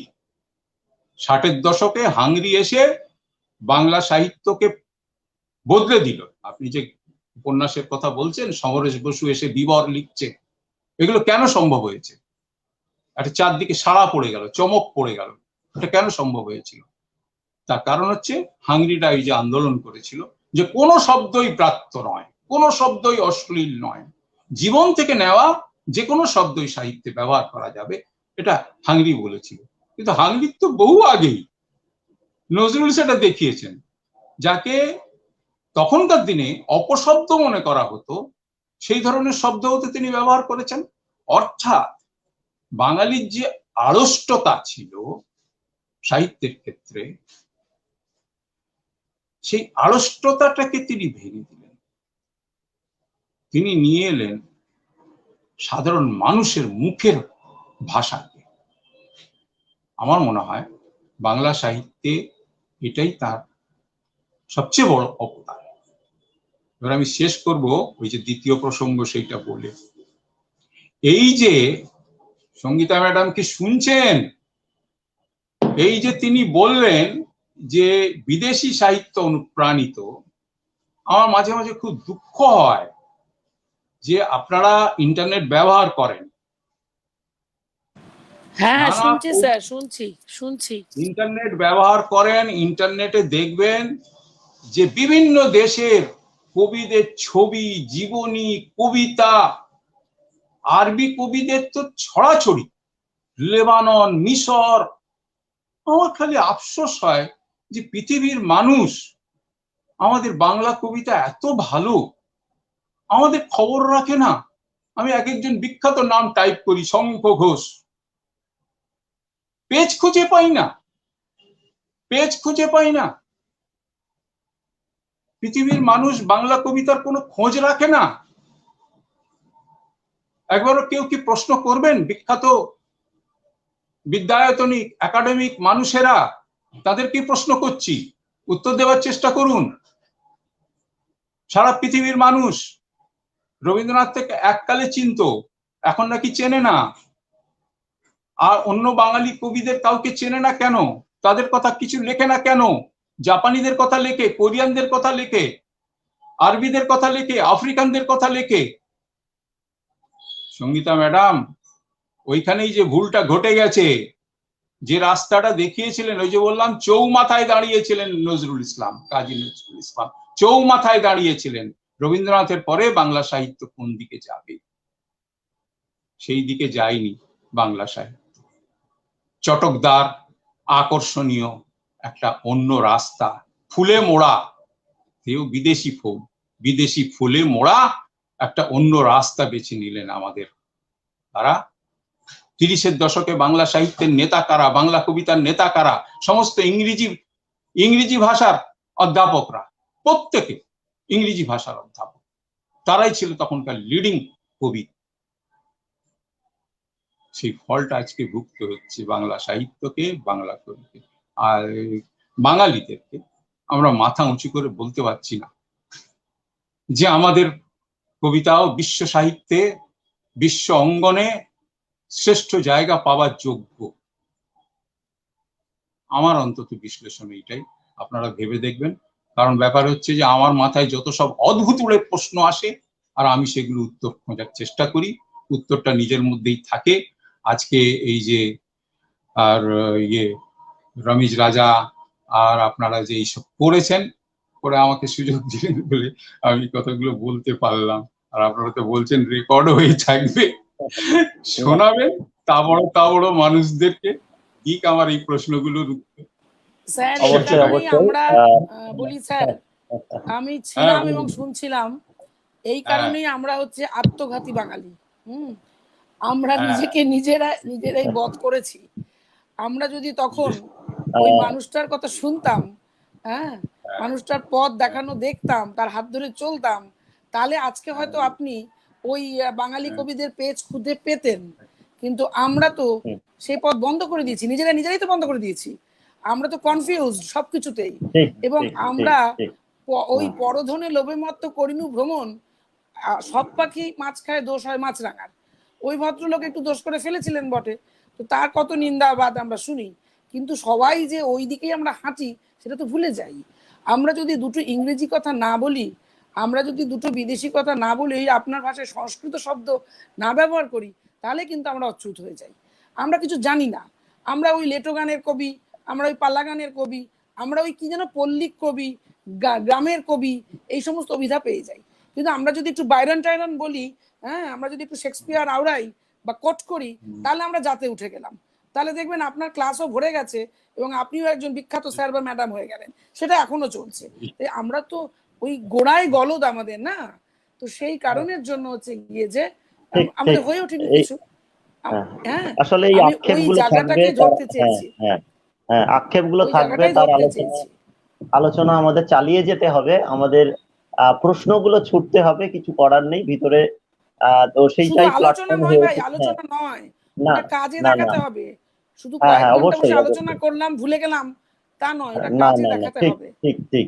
আচ্ছা, আমি অনুষ্ঠান ধরুন, তো তো চলছে অনুষ্ঠান ধরুন 1 ঘন্টা 40 মিনিট পেরিয়ে গেছে। তো আমি নার্গিস নাসিরের গান দিয়েই শেষ করব। তার আগে আমাদের সঙ্গীতা ম্যাডামকে একটা প্রশ্ন করতে চাই আর কি, যেহেতু তিনি একজন ইউনিভার্সিটিতে পড়ান। সঙ্গীতা ম্যাডাম। হ্যাঁ বলুন। হ্যাঁ, স্কুল কলেজে স্কুলের পাঠ্য বইতে আমরা নজরুলের কবিতা আমরা দেখে থাকি কম বেশি স্কুলের সিলেবাস গুলোতে। এখন কলেজ বিশ্ববিদ্যালয়ে নজরুল চর্চার গবেষণার হাল হকিকত একদম সংক্ষেপে যদি একটু বলেন, মানে এবং তার আগামীতে তার ভবিষ্যৎটাই বা কি? হ্যাঁ, আমি তো আগেও বলেছি যে নজরুলকে নিয়ে আলোচনা বা গবেষণা একেবারেই মানে কি বলবো, একেবারেই মানে মানে হয় না বললেই চলে। মানে আমি খুব আশাহত। আমার বিশ্ববিদ্যালয় একটি, আমি আগেও বলেছি, নজরুল চেয়ার ছিল, অধুনা সে চেয়ার কিন্তু লুপ্ত। সেখানে কোনো নজরুল ইয়ে নেই, লায়ক আলী খান স্যার ছিলেন, তারপরে কিন্তু সেটি আর নেই। এবং আমি যখন আসলাম বিশ্ববিদ্যালয়ে দেখেছি যে সেইটা আবার রিভাইভ করবার জন্য কারো সেরকম তাগাদা নেই আর কি। হ্যাঁ, তো এইটা তো একটা আক্ষেপের জায়গা বটেই।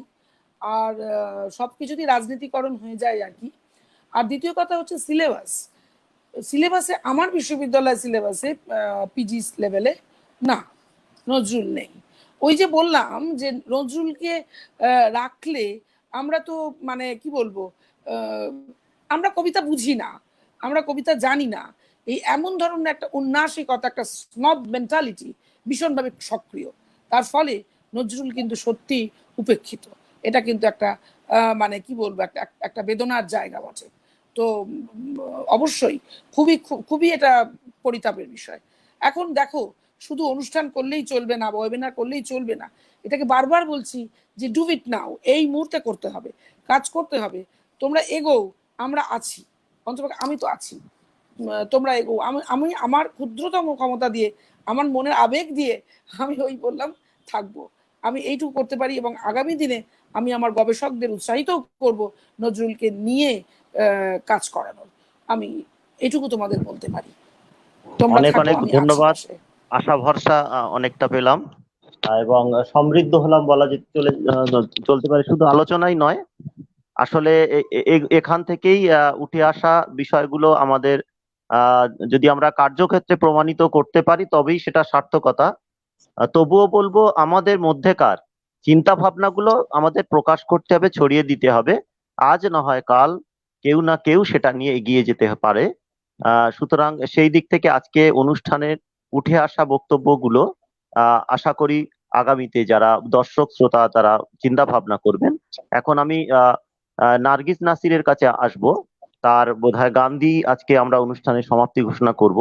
আমি রামিজ রাজাকে ওভারটু করলাম অনুষ্ঠান সমাপ্তি করার জন্য এবং নার্গিস নাসিরকে বলবো নজরুলের একটি গান দিয়ে আমরা আজকে অনুষ্ঠান শেষ করতে চাই। নার্গিসের গানের আগে আমি নার্গিসের কাছে একটা প্রশ্ন ওর কাছ থেকে জানতে চাইছি, প্রশ্ন নয়, জানতে চাইছি। নার্গিস, আমাকে শুনতে পাচ্ছ? আচ্ছা, আমি তোমাকে জিজ্ঞেস করছি হ্যাঁ। যে নজরুল গীতি কি হারিয়ে যাচ্ছে এবং যাবে?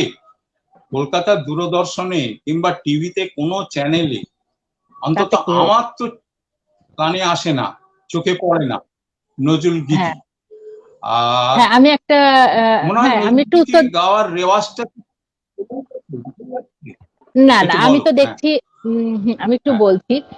এই আমি বেশ প্রথম যখন 97-এর হ্যাঁ দিকের কথা বলছি, যখন আমি এলাম এই দেশে, আমি তো 97-এ ঢুকেছি এখানে হায়ার ডিগ্রি করার জন্য, তারপরে সিটিজেনশিপের অ্যাপ্লাই করেছি, তারপরে নাগরিকত্ব হয়েছে, এখন আমি ভারতীয়। যাই হোক, আমি তখন যতটা বুঝেছি তখন একটু কম গাওয়া হতো নজরুল সঙ্গীত।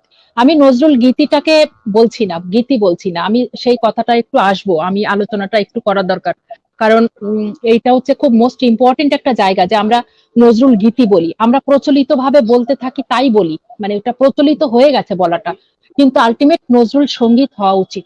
কেননা সঙ্গীত সেই সেই বিষয়টাকে সঙ্গীত হয়ে ওঠে যখন সেটা রাগ তাল সহ সব সহ একটা আবদ্ধ পূর্ণাঙ্গ একটা বিষয় থাকে যে জিনিসটার মধ্যে।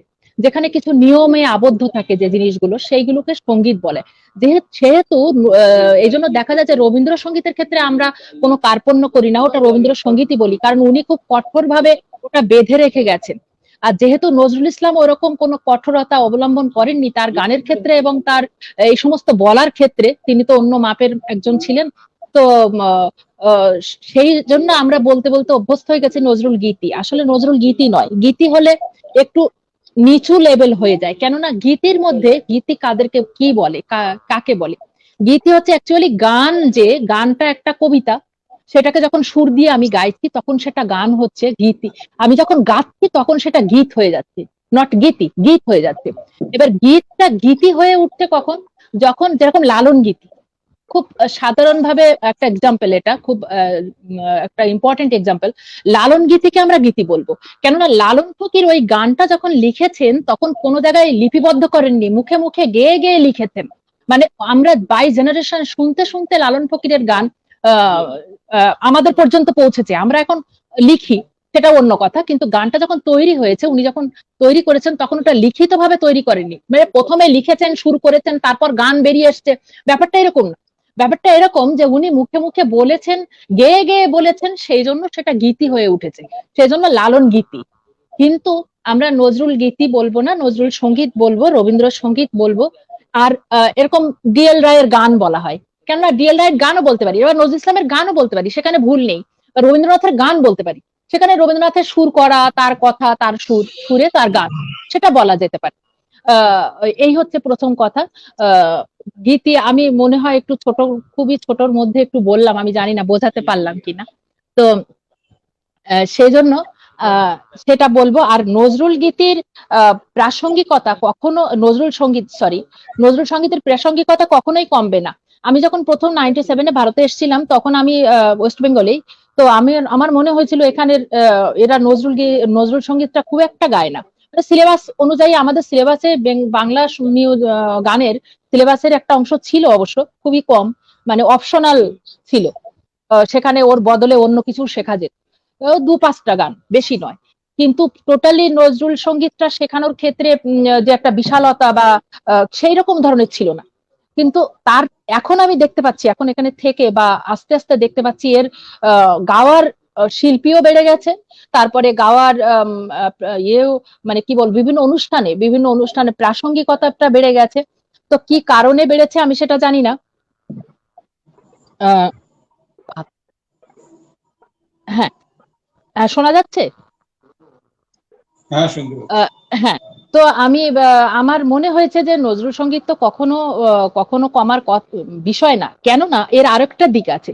সেটা হচ্ছে রবীন্দ্রনাথের পরে যে সঙ্গীতগুলো আমরা দেখতে পাই, সেগুলো হচ্ছে অতুল প্রসাদ, জিএল রায়, রজনীকান্ত সেন, এরকম পঞ্চকবি বলা হয়, যাতে রবীন্দ্রনাথকে নিয়ে, নজরুল ইসলামকে নিয়ে পঞ্চকবি বলা হয়। তা রবীন্দ্রনাথ ঠাকুরের পরের যে গানগুলো, তার মধ্যে নজরুল ইসলাম পড়ে।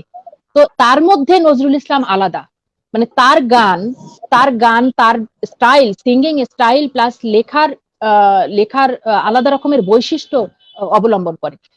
আমরা যদি অতুল প্রসাদের গান শুনি, ডিএল রায়ের গান শুনি বা রজনীকান্তের গান শুনি, কিছুটা আমরা রবীন্দ্রনাথের ঢং পাবো তার মধ্যে, রবীন্দ্রনাথের স্টাইল এর সঙ্গে একটু মিলবে।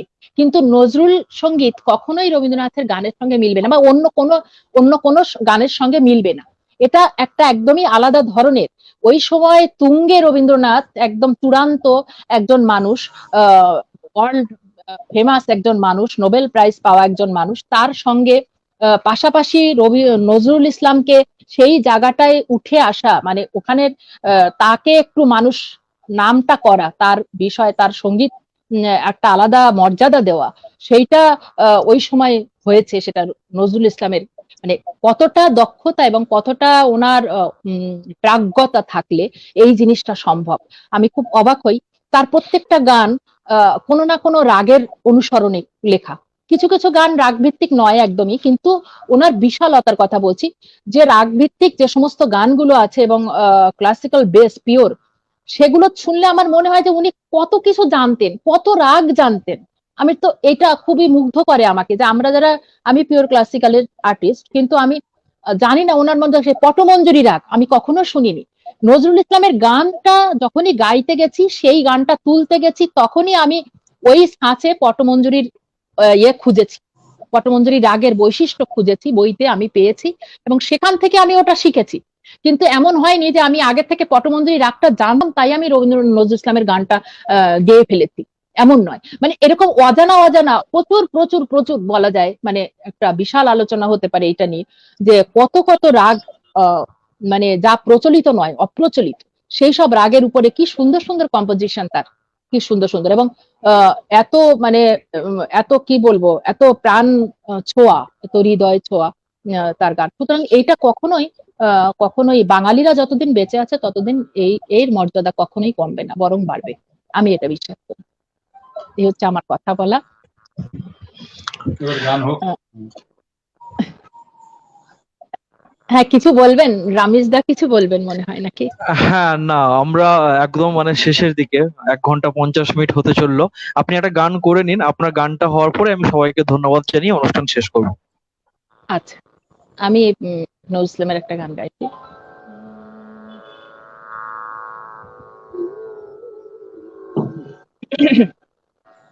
অঞ্জলি লহ মোর সঙ্গীতে, অঞ্জলি লহ মোর সঙ্গীতে, প্রদীপ শিখা সম কাঁপিছে প্রাণ মম তোমারে সুন্দর বন্দিতে, সঙ্গীতে অঞ্জলি লহ মোর সঙ্গীতে। তোমার দেবালয়ে কি সুখে কি জানি দুলে দুলে ওঠে আমার দেহ খানি, তোমার পদতল রঞ্জিতে, সঙ্গীতে সঙ্গীতে অঞ্জলি লহ মোর সঙ্গীতে।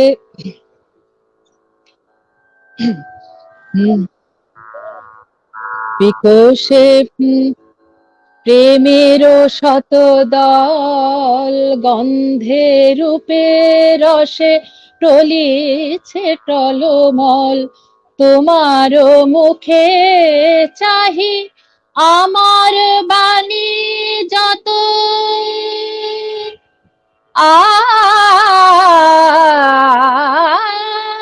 তোমার মুখে চাহি আমার বাণী যত, লুটাইয়া পড়ে ঝরা ফুলের মতো, তোমার পদতল রঞ্জিতে, সঙ্গীতে অঞ্জলি লহ মোর সঙ্গীতে।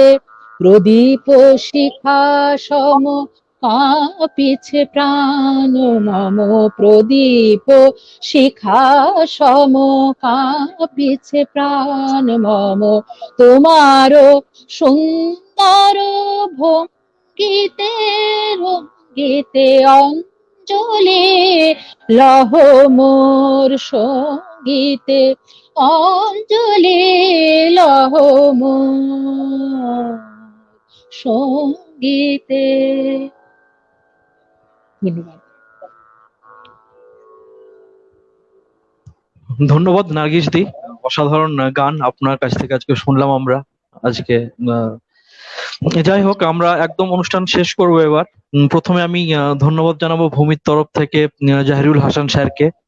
আপনি আপনার যে গুরুত্বপূর্ণ সময় থেকে আমাদের একটু সময় বের করে দিয়েছেন এবং আমাদের অনুষ্ঠানে এসছেন, আমরা ধন্যবাদ আপনাকে জানাচ্ছি। ভবিষ্যতেও চেষ্টা করব আপনার কাছ থেকে আমরা আরো জ্ঞান আহরণ করার। সঙ্গীতাদি, আপনাকে অসংখ্য ধন্যবাদ। আপনি আপনার বিজি শিডিউল থেকে একটু সময় বার করে আমাদের দিয়েছেন। ভূমির তরফ থেকে আপনার কাছে অসংখ্য ধন্যবাদ, এবং ভবিষ্যতে আবার আপনাকে আমরা ডাকবো, চেষ্টা করব আপনি আবার আমাদের ডাকে সাড়া দেবেন। নার্গিস দিকে অসংখ্য ধন্যবাদ, আপনি শেষে এসে সবাইকে আমাদের ধন্যবাদ। যে গান শুনিয়েছেন, মানে সেই আপনার গান অনুষ্ঠানে আলাদা মাত্রা জুড়েছে। আর এটা কিন্তু রুহুল স্যারের আমিন, জন্য, এটা কিন্তু জাহিরুল এক- স্যারের জন্য, স্যার কিন্তু একদম আমাকে বলেছেন, একদম। স্যারকে স্পেশালি ধন্যবাদ। আর রুহুল আমিন ভাই, আমাদের আমাদের আমাদের সহযোদ্ধা রুহুল আমিন ভাইকে অসংখ্য ধন্যবাদ। আপনি পুরো অনুষ্ঠানটা সঞ্চালনা করলেন, আপনাকে অসংখ্য ধন্যবাদ। আপনি আমাদেরই সদস্য। যাই হোক, তো আজকে এই বলে আমরা অনুষ্ঠান শেষ করছি, এবং আমাদের যেটা দাবি ভূমির তরফ থেকে, আমি আরো একবার আমাদের দর্শক এবং শ্রোতাদের মনে করে দিতে চাই যে আমাদের বাঙালি রেজিমেন্ট চাই। আমাদের বাঙালি রেজিমেন্ট আমাদের প্রাপ্য, আমাদের দাবি, এটা আমাদের অধিকার। এবং ভারতীয় সেনাবাহিনীতে বাঙালি রেজিমেন্ট আমাদের অধিকার। ভবিষ্যতে এই নিয়ে আমরা আরো চেষ্টা করব আমাদের আওয়াজ আরো বিভিন্ন মহলে, বিভিন্ন জায়গায়, বিভিন্ন ফোরামে পৌঁছে দেওয়ার। আপনাদের সকলকে আমি আরো একবার আমার তরফ থেকে, ভূমির তরফ থেকে ধন্যবাদ জানিয়ে আজকে আমাদের এই অনুষ্ঠান শেষ করছি। ধন্যবাদ। জয় বাংলা। ধন্যবাদ।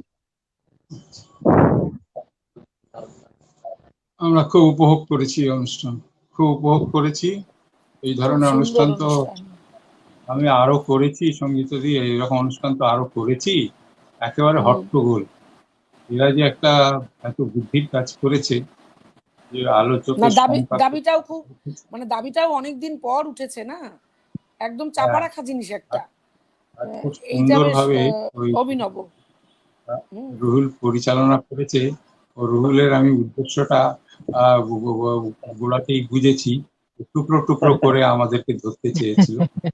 এটা খুব মানে গ্রহণযোগ্য হয় যারা শোনে তাদের অনেক কাছে, ধন্যবাদ। যে তারা একটা বিষয় নিয়ে আলাদা আলাদা করে শুনলে উপভোগ্য হয় বেশি। রুহুল খুব বুদ্ধি করে আজকে এই অনুষ্ঠানটা।